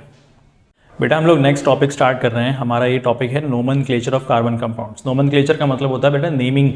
हम लोग यहाँ पे नेमिंग करना सीखेंगे। अब तक हमने बहुत सारे ऐसे कार्बन के कंपाउंड्स पढ़े हैं, जैसे कि मीथेन हो गया, इथेन हो गया, प्रोपेन हो गया, ब्यूटेन हो गया, एल्कोहल के कंपाउंड्स हो गए बेटा, मिथेनॉल हो गया, इथेनॉल हो गया। इनके हमने स्ट्रक्चर्स बनाना सीखे, हम इसके डॉट स्ट्रक्चर्स बनाना देखे बेटा, कार्बन स्केलेटन बनाना सीखा, लेकिन इनके अंदर नेम्स हमको अभी तक समझ में नहीं आए थे। जैसे कि 2 मिथाइल ब्यूटेन था, 2 डाइमिथाइल प्रोपेन था। इनके ना नेमिंग हमको अभी तक समझ नहीं आई कि भाई नेमिंग ना बनती कैसे है, नेम कैसे हो रहा है, इनके कंपाउंड्स के किस तरीके से नाम रखे जा रहे हैं। तो उनके लिए बेटा हमको ना कुछ रूल्स पढ़ने पड़ते हैं पहले। देखो रूल्स ना मैं यहाँ पे लिख चुका हूँ और आपको यहाँ पे दिखेगा भी, पढ़ तो लेंगे, लेकिन मैं रूल्स बताऊंगा ना आपको, तो आपको समझ में कुछ भी नहीं आएगा जब तक कि हम इसके एग्जाम्पल्स नहीं करेंगे ना। रूल्स बताने में कभी भी किसी को कुछ समझ में आया नहीं है, ठीक है, लेकिन रूल्स फिर भी हम लोग पढ़ लेते हैं एक बार। देखो रूल क्या है, सबसे पहला रूल है कि identify the number of carbon atoms. हमको ना जो चेन दी हुई होगी उसके अंदर कार्बन एटम्स के ना नंबर्स को, कि कितने कार्बन एटम्स हैं उसको आइडेंटिफाई करना है। सबसे पहले कि 2 हैं, 4 हैं, 6 हैं, कितने, हमको सबको आइडेंटिफाई करना है।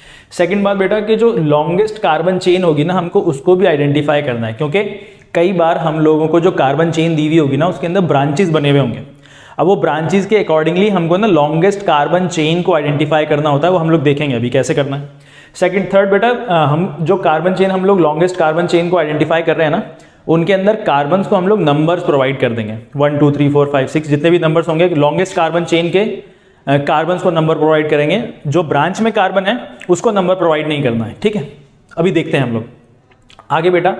जो फंक्शनल ग्रुप्स अगर आ गए हमारे कार्बन चेन के अंदर, अगर कोई फंक्शनल ग्रुप आ गया, एल्डिहाइड आ गया, कीटोन आ गया, या कार्बोक्सिलिक एसिड आ गया, तो उसके नाम को ना हम लोग सफिक्स या फिर प्रीफिक्स लगा करके जो एक्चुअल जो कार्बन की चेन होगी उसके नाम से पहले लगाएंगे फंक्शनल ग्रुप का नाम, या फिर उसके नाम के बाद लगा देंगे फंक्शनल ग्रुप का नाम। कैसे लगाएंगे वो हम लोग अभी देखेंगे बेटा। आपके ना स्क्रीन के ऊपर एक टेबल आ रही होगी, आपके एनसीईआरटी की टेबल है 4.4।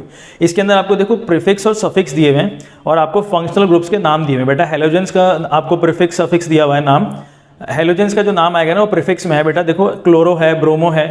एल्कोहल का नाम जो है ना बेटा सफिक्स है, यानी कि नाम के बाद आएगा उसका नाम, जो मेन कार्बन चेन का नाम होगा उसके बाद उसका नाम आएगा। सॉरी। एल्डिहाइड में बेटा ये भी सफिक्स है। एल्कोहल में क्या नाम लगाना है आपको, कार्बन चेन के बाद OL लगा देना है, ठीक है। एल्डिहाइड में आपको AL लगा देना है। कीटोन में आपको ONE लगाना है, यानी कि ओन पढ़ते हैं इसको, है ना, इसको पढ़ते हैं ओन। और कार्बोक्सिलिक एसिड के आगे आपको सफिक्स लगाना है बेटा, नाम में ओइक एसिड लगाना है, ठीक। हम लोग इसको देखेंगे अभी फंक्शनल ग्रुप्स में प्रीफिक्स और सफिक्स कार्बन चेन के अंदर कैसे ऐड करना है। लेकिन इससे पहले बेटा हम लोगों को ना नंबर ऑफ कार्बन एटम्स हम लोग जो आइडेंटिफाई करेंगे उसको, अगर हम लोग number of carbon atoms identify कर चुके हैं तो हम लोग नाम कैसे उसका डिसाइड करेंगे। देखो हम लोग यहाँ पे ना बहुत सारे कार्बन एटम्स के नाम हो सकते हैं नंबर ऑफ कार्बन एटम्स के अकॉर्डिंगली, लेकिन हम लोग ना इतना ज़्यादा पढ़ेंगे नहीं। कार्बन एटम्स जो है ना, अगर कोई एक कार्बन एटम है कार्बन कंपाउंड के अंदर, तो उसका जो नाम होगा ना, बेसिक नाम होगा, जो फंडामेंटल नाम है, वो स्टार्ट होगा मिथ से, METH, ठीक है। अगर 2 कार्बन है तो उसका नाम स्टार्ट होगा बेटा इथ से।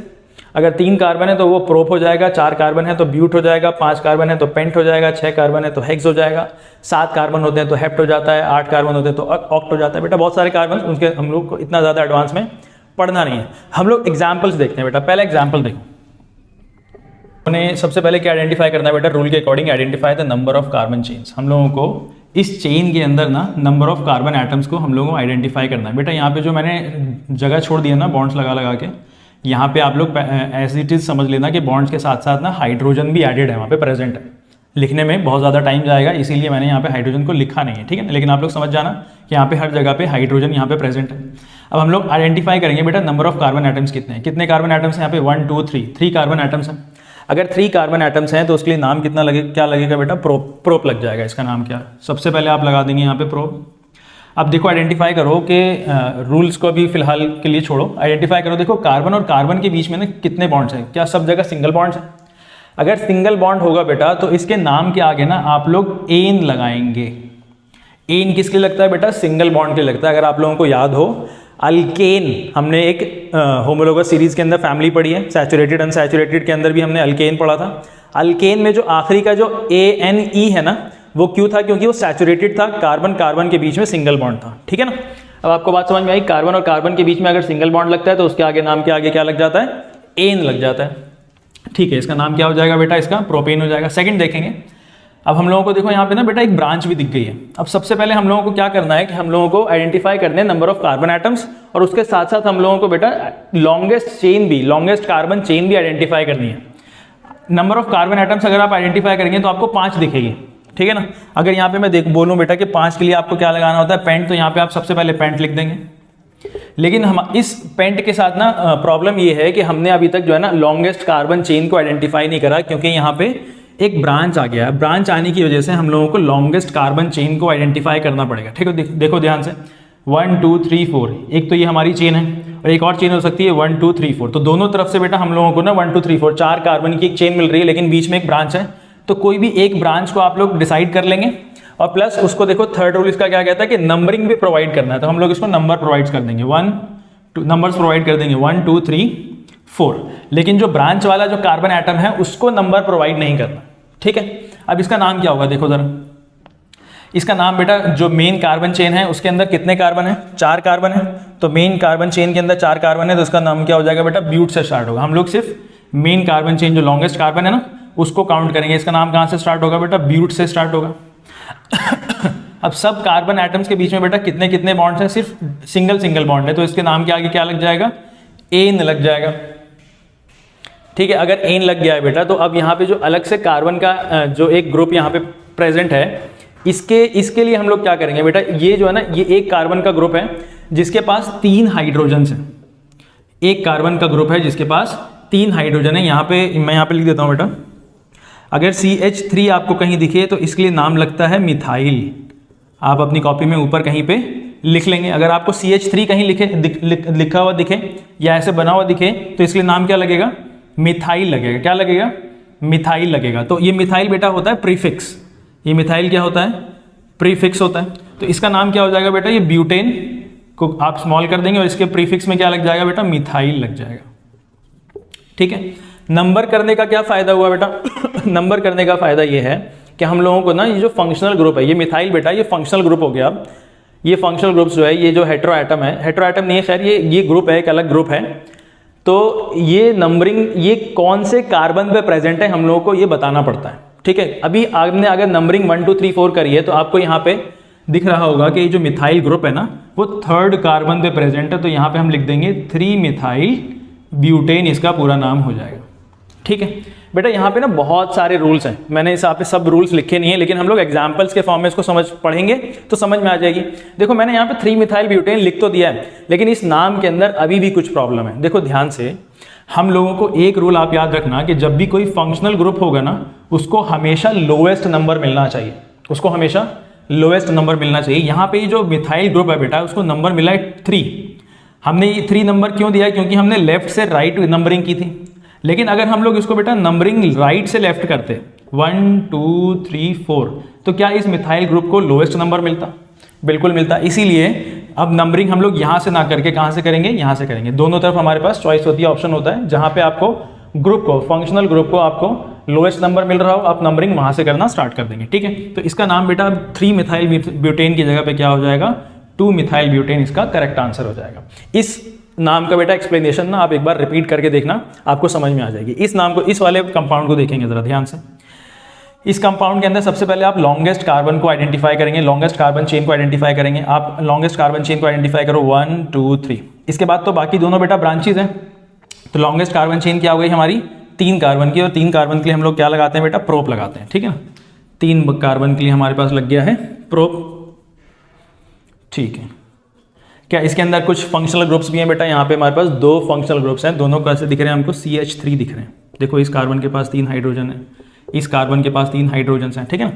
अब जहाँ पे भी आपको CH3 दिखता है उसका नाम क्या होता है बेटा? मिथाइल होता है। और मिथाइल जो नाम लगेगा कैसा लगेगा?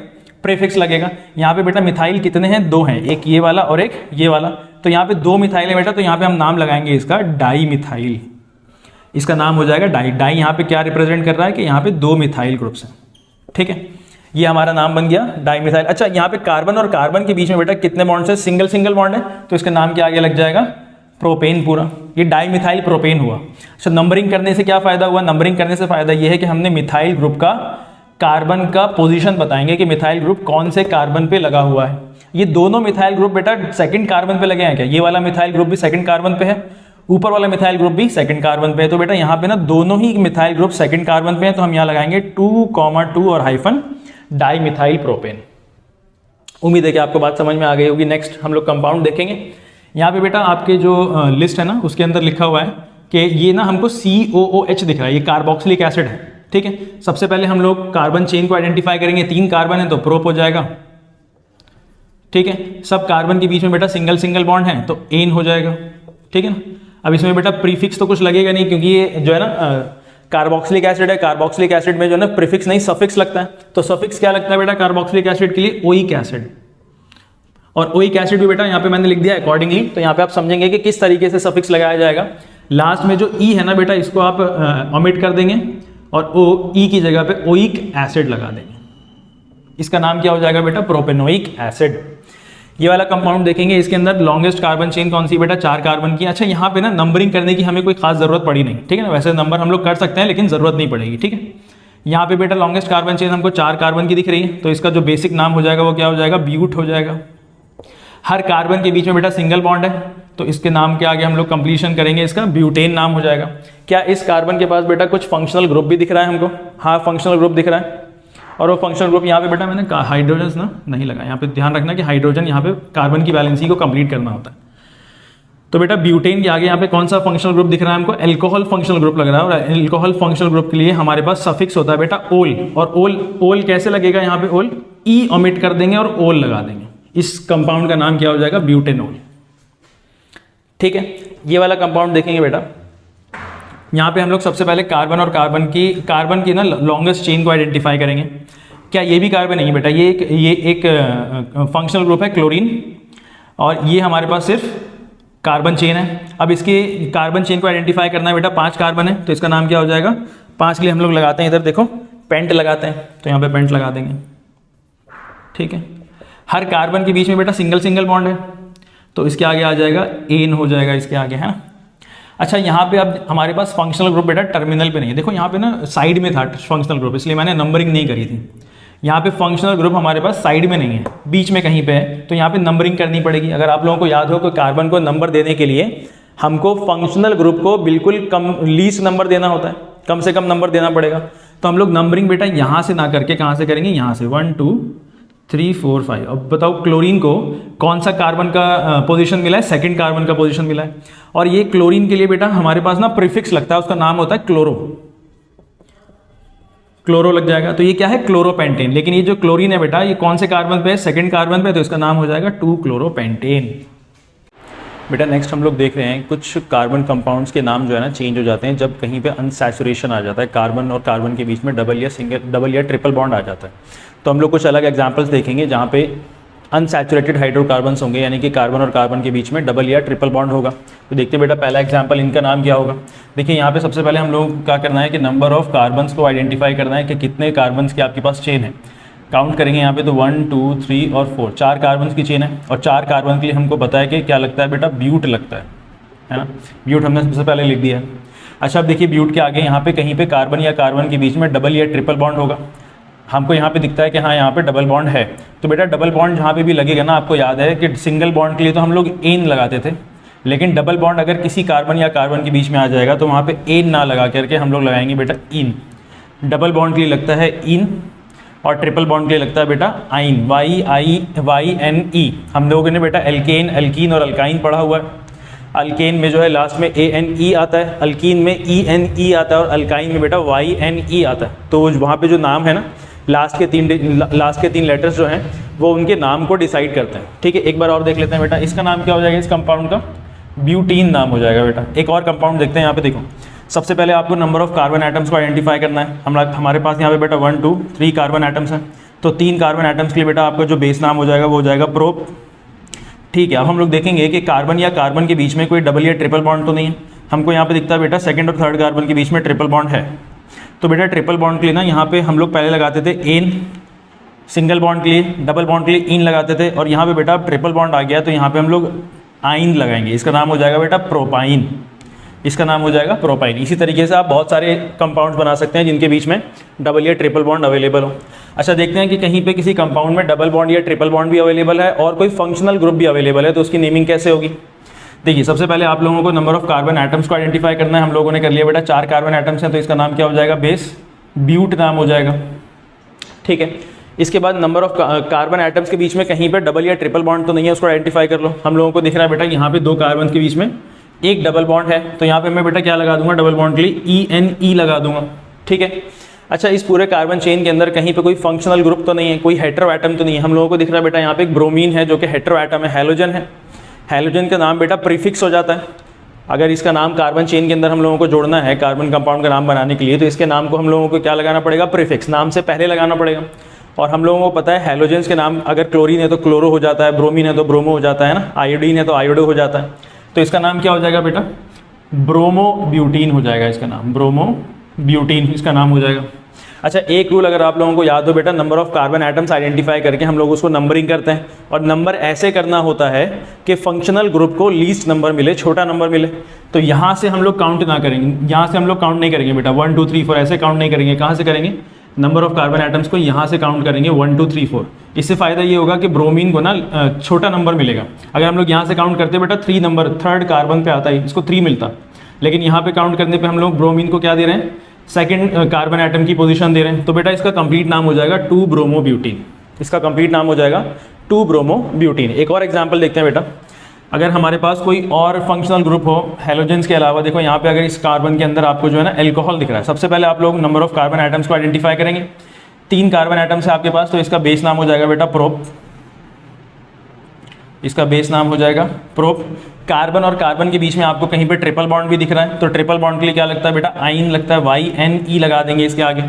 अच्छा, आप देखो यहाँ पे ना हमारे पास एक फंक्शनल ग्रुप भी है, और फंक्शनल ग्रुप के लिए ना, फंक्शनल ग्रुप हमारे पास बेटा टर्मिनल पे है, साइड में है, बीच में कहीं नहीं है। जैसे कि ब्रोमीन यहाँ पे ना बीच में था, तो हम लोगों को नंबरिंग करनी पड़ती थी। अब यहाँ पे टर्मिनल पे है बेटा, तो आप टर्मिनल पे ना नंबरिंग नहीं भी करेंगे तो भी चलेगा। ठीक है, विदाउट नंबरिंग आप लोग देख सकते हैं, लिख सकते हैं।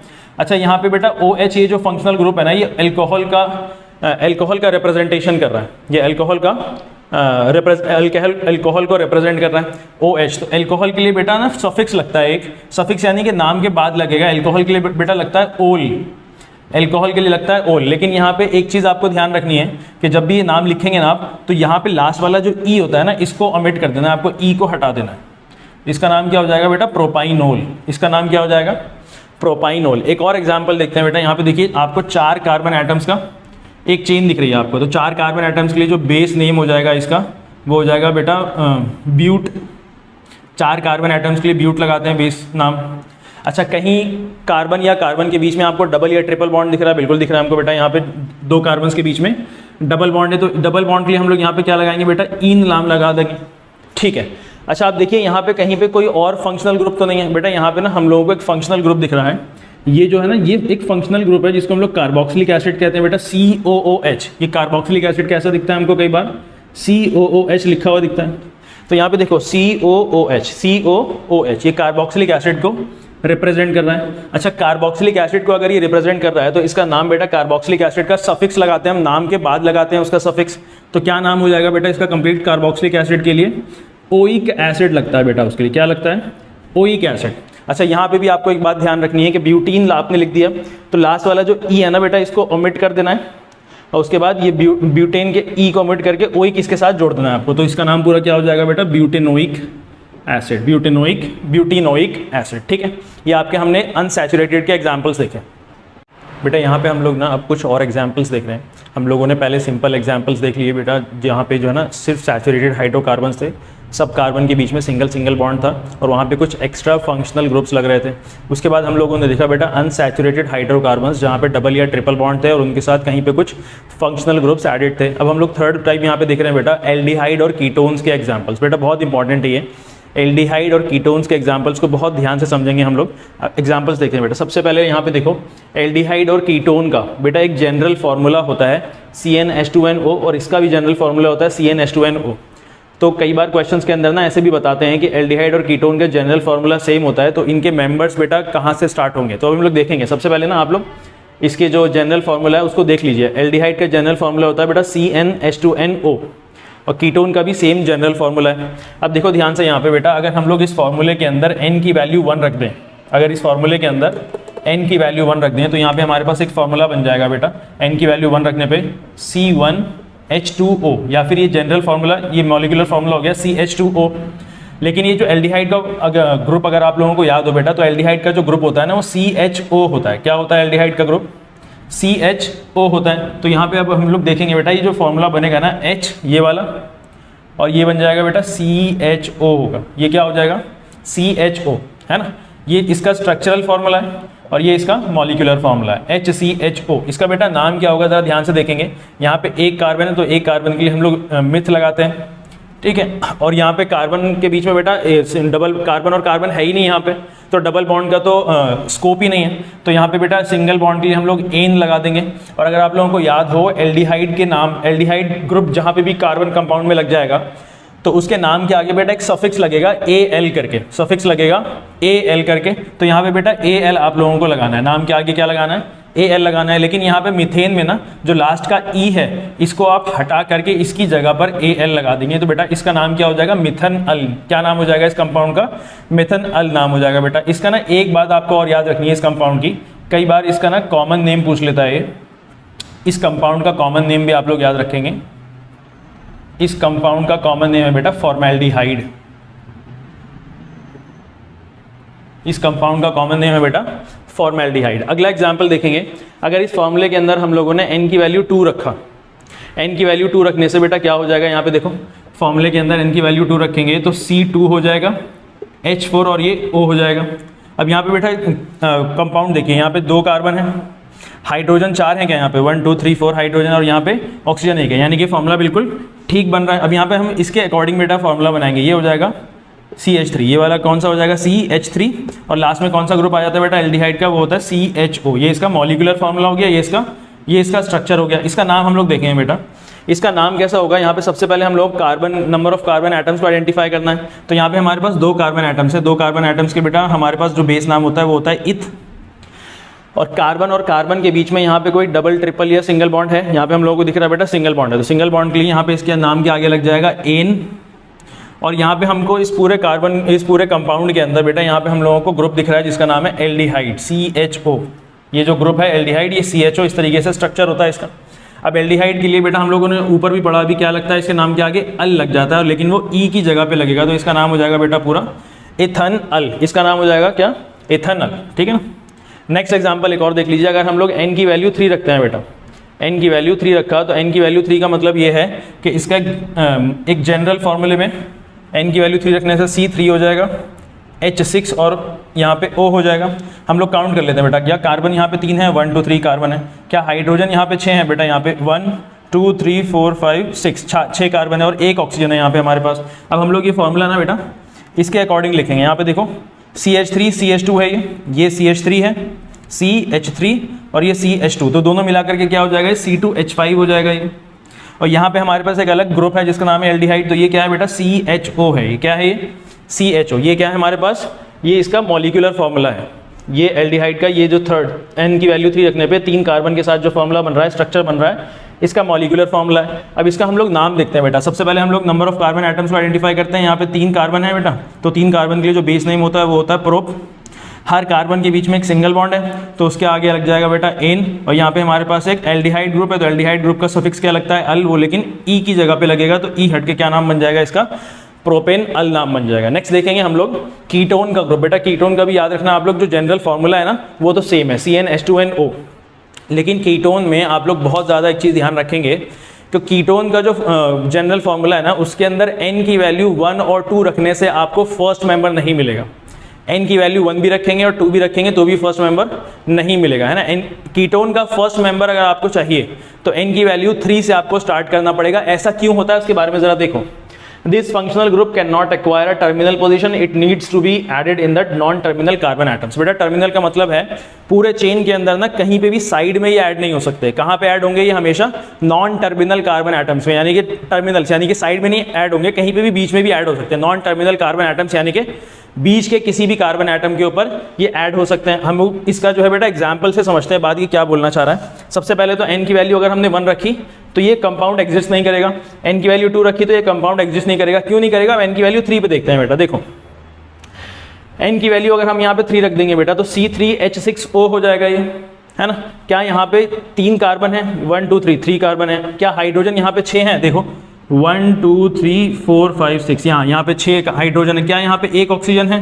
बिल्कुल यहाँ पे 1 ऑक्सीजन है, यानी कि यहाँ पे n की वैल्यू 3 रखने पे हमको यही वाला स्ट्रक्चर मिलेगा। अब ये ऐसा क्यों है बेटा कि n की वैल्यू 3 रखने पे आपको फर्स्ट मेंबर मिल रहा है? ध्यान से देखो, ये जो फंक्शनल ग्रुप है ना, ये होता है बेटा कीटोन होता है ग्रुप CO होता है ये ग्रुप, है ना। और ये एल्डिहाइड वाला क्या ग्रुप होता है? CHO ग्रुप होता है। अब देखो ये जो CO ग्रुप है ना बेटा, ये हमेशा, सॉरी ये मैंने गलत लिख दिया, ये जो CO ग्रुप होता है ना, ये हमेशा नॉन टर्मिनल कार्बन एटम से मिलेगा। इस वाले कार्बन एटम पे ये ऐड नहीं हो सकता, इस वाले कार्बन एटम पे भी ऐड नहीं हो पाएगा। कहाँ पे ऐड होगा? हमेशा नॉन टर्मिनल पे, जहाँ पे साइड में से अगर आपने दोनों कार्बन को हटाने के बाद जो बीच में कार्बन एटम्स बचेंगे सिर्फ वो वहाँ पे जा करके ऐड हो सकता है। तो यहाँ पे देखो ध्यान से, बीच में हमको ये कीटोन का ग्रुप दिख रहा है, ये CO, ये कीटोन का ग्रुप है। अब देखो इसका नाम हम लोग लिखेंगे यहाँ पे। सबसे पहले कार्बन एटम्स को आइडेंटिफाई कर लो 1 2 3। इसका बेस नेम हो जाएगा बेटा प्रोप, इसका बेस नेम हो गया प्रोप। कार्बन और कार्बन के बीच में यहाँ पे सिर्फ सिंगल बॉन्ड है तो यहाँ पे लग जाएगा एन। और कीटोन के लिए बेटा जो सफिक्स लगता है उसका नाम सफिक्स होता है बेटा ओन। कीटोन के लिए सफिक्स लगता है वो क्या होता है? ओन। कीटोन के लिए सफिक्स लगता है वो क्या होता है? ओन होता है ना। ये इसका ओन ले लेंगे, लेकिन वो लगेगा कहाँ बेटा? भाई ई की जगह पे लगेगा। ई को रिप्लेस करके इसका नाम क्या बन जाएगा? प्रोपेनोन। इसका नाम क्या बन जाएगा बेटा? प्रोपेनोन। ठीक है, एक और एग्जांपल देखते हैं बेटा। अगर n की वैल्यू आपने 4 रखी तो आपको सेकंड मेंबर मिलेगा कीटोन का।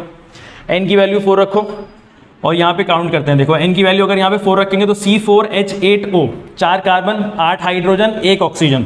क्या यहाँ पे 4 कार्बन है? 1 2 3 4, ठीक है। क्या यहाँ पे 8 हाइड्रोजन है? 1 2 3 4 5 6 7 8, बिल्कुल यहाँ पे 8 हाइड्रोजन है। ठीक है, क्या यहाँ पे 1 ऑक्सीजन है? यहाँ पे 1 ऑक्सीजन है। इसका नाम देखेंगे बेटा, यहाँ पे सबसे पहले बेस नाम हम लोग प्रिपेयर करेंगे। 4 कार्बन है तो इसका बेस नेम हो जाएगा बेटा ब्यूट। यहाँ पे लिख देता हूँ मैं, इसका बेस नेम क्या हो जाएगा?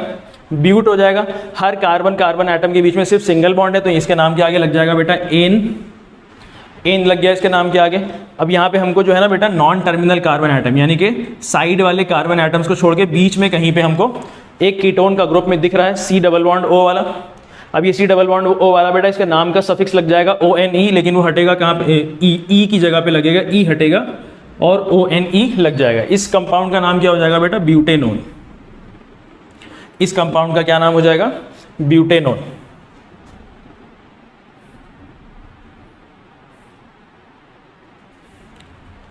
बेटा इसी के साथ ना हमारा इस चैप्टर कार्बन एंड कंपाउंड्स का ना फर्स्ट पार्ट कंप्लीट होता है। इसका सेकंड पार्ट अभी भी बाकी है, जिसके अंदर हम लोग कार्बन कंपाउंड्स की केमिकल प्रॉपर्टीज़ को पढ़ेंगे। वहाँ पे हम लोग रिएक्शंस पढ़ेंगे, यूजेस पढ़ेंगे और प्रॉपर्टीज़ पढ़ेंगे। तो उसके लिए ना एक अलग वीडियो मैं तैयार कर दूंगा। दूसरी बात ये बेटा, इसके अंदर जो नोमेनक्लेचर हमने जितने भी एग्जाम्पल्स पढ़े ना सब बहुत ज़्यादा इंपॉर्टेंट हैं। आपकी टेक्स्ट बुक के अंदर बेटा वहाँ पे ना जहाँ पे नोमेनक्लेचर का टॉपिक खत्म हो रहा है वहाँ पे दो क्वेश्चन है। एक जगह पे लिखा हुआ है कि आपको नाम दिए हुए हैं, उन नाम से आपको स्ट्रक्चर्स बनाने हैं, और दूसरे क्वेश्चंस में आपको ना स्ट्रक्चर्स दिए हुए हैं, उन स्ट्रक्चर्स के अकॉर्डिंग आपको नाम बनाने हैं। तो उन दोनों क्वेश्चंस को अटेम्प्ट करना आपसे हो जाएगा बहुत ही इजीली, क्योंकि यहाँ पे मैंने उनसे रिलेटेड बहुत सारे एग्जांपल्स आपको करा दिए हैं। अगर इन एग्जांपल्स में आपको कुछ समझ में नहीं आता है तो आप उस चीज़ को आप रिपीट करके देखो, बात समझ में आ जाएगी आपको, है ना। और कोशिश करना आप बेटा यहाँ पे जितने भी एग्जांपल्स कराए जा रहे हैं, जितने भी टॉपिक्स और यहाँ पे जितनी भी चीज़ें मैंने लिखी हैं सब इंपॉर्टेंट है, वो सब एग्जाम पॉइंट ऑफ व्यू से बहुत ज़्यादा इंपॉर्टेंट है। तो आप अपने नोट्स के अंदर इसको जो ना रिपीट कर लेना, नोट्स के अंदर इसको नोट डाउन कर लेना। अगर आपके पास पहले से बहुत सारे नोट्स बने हुए हैं तो उन नोट्स को आप खोल के बैठिए। अगर आपको इस वीडियो के जरिए से कोई नई बात आपको पता लगती है कि भाई ये मेरे लिए नया है, तो वहाँ पे आप नोट करके उसी टॉपिक के नीचे आसपास में कहीं पे नोट करके उस बात को लिख लेना। अब बाकी नेक्स्ट वीडियो के लिए आप जो है वेट करते रहिए, इस वीडियो को कंप्लीट करिए, बाकी नेक्स्ट वीडियो जो है बहुत जल्दी आपको मिल जाएगी।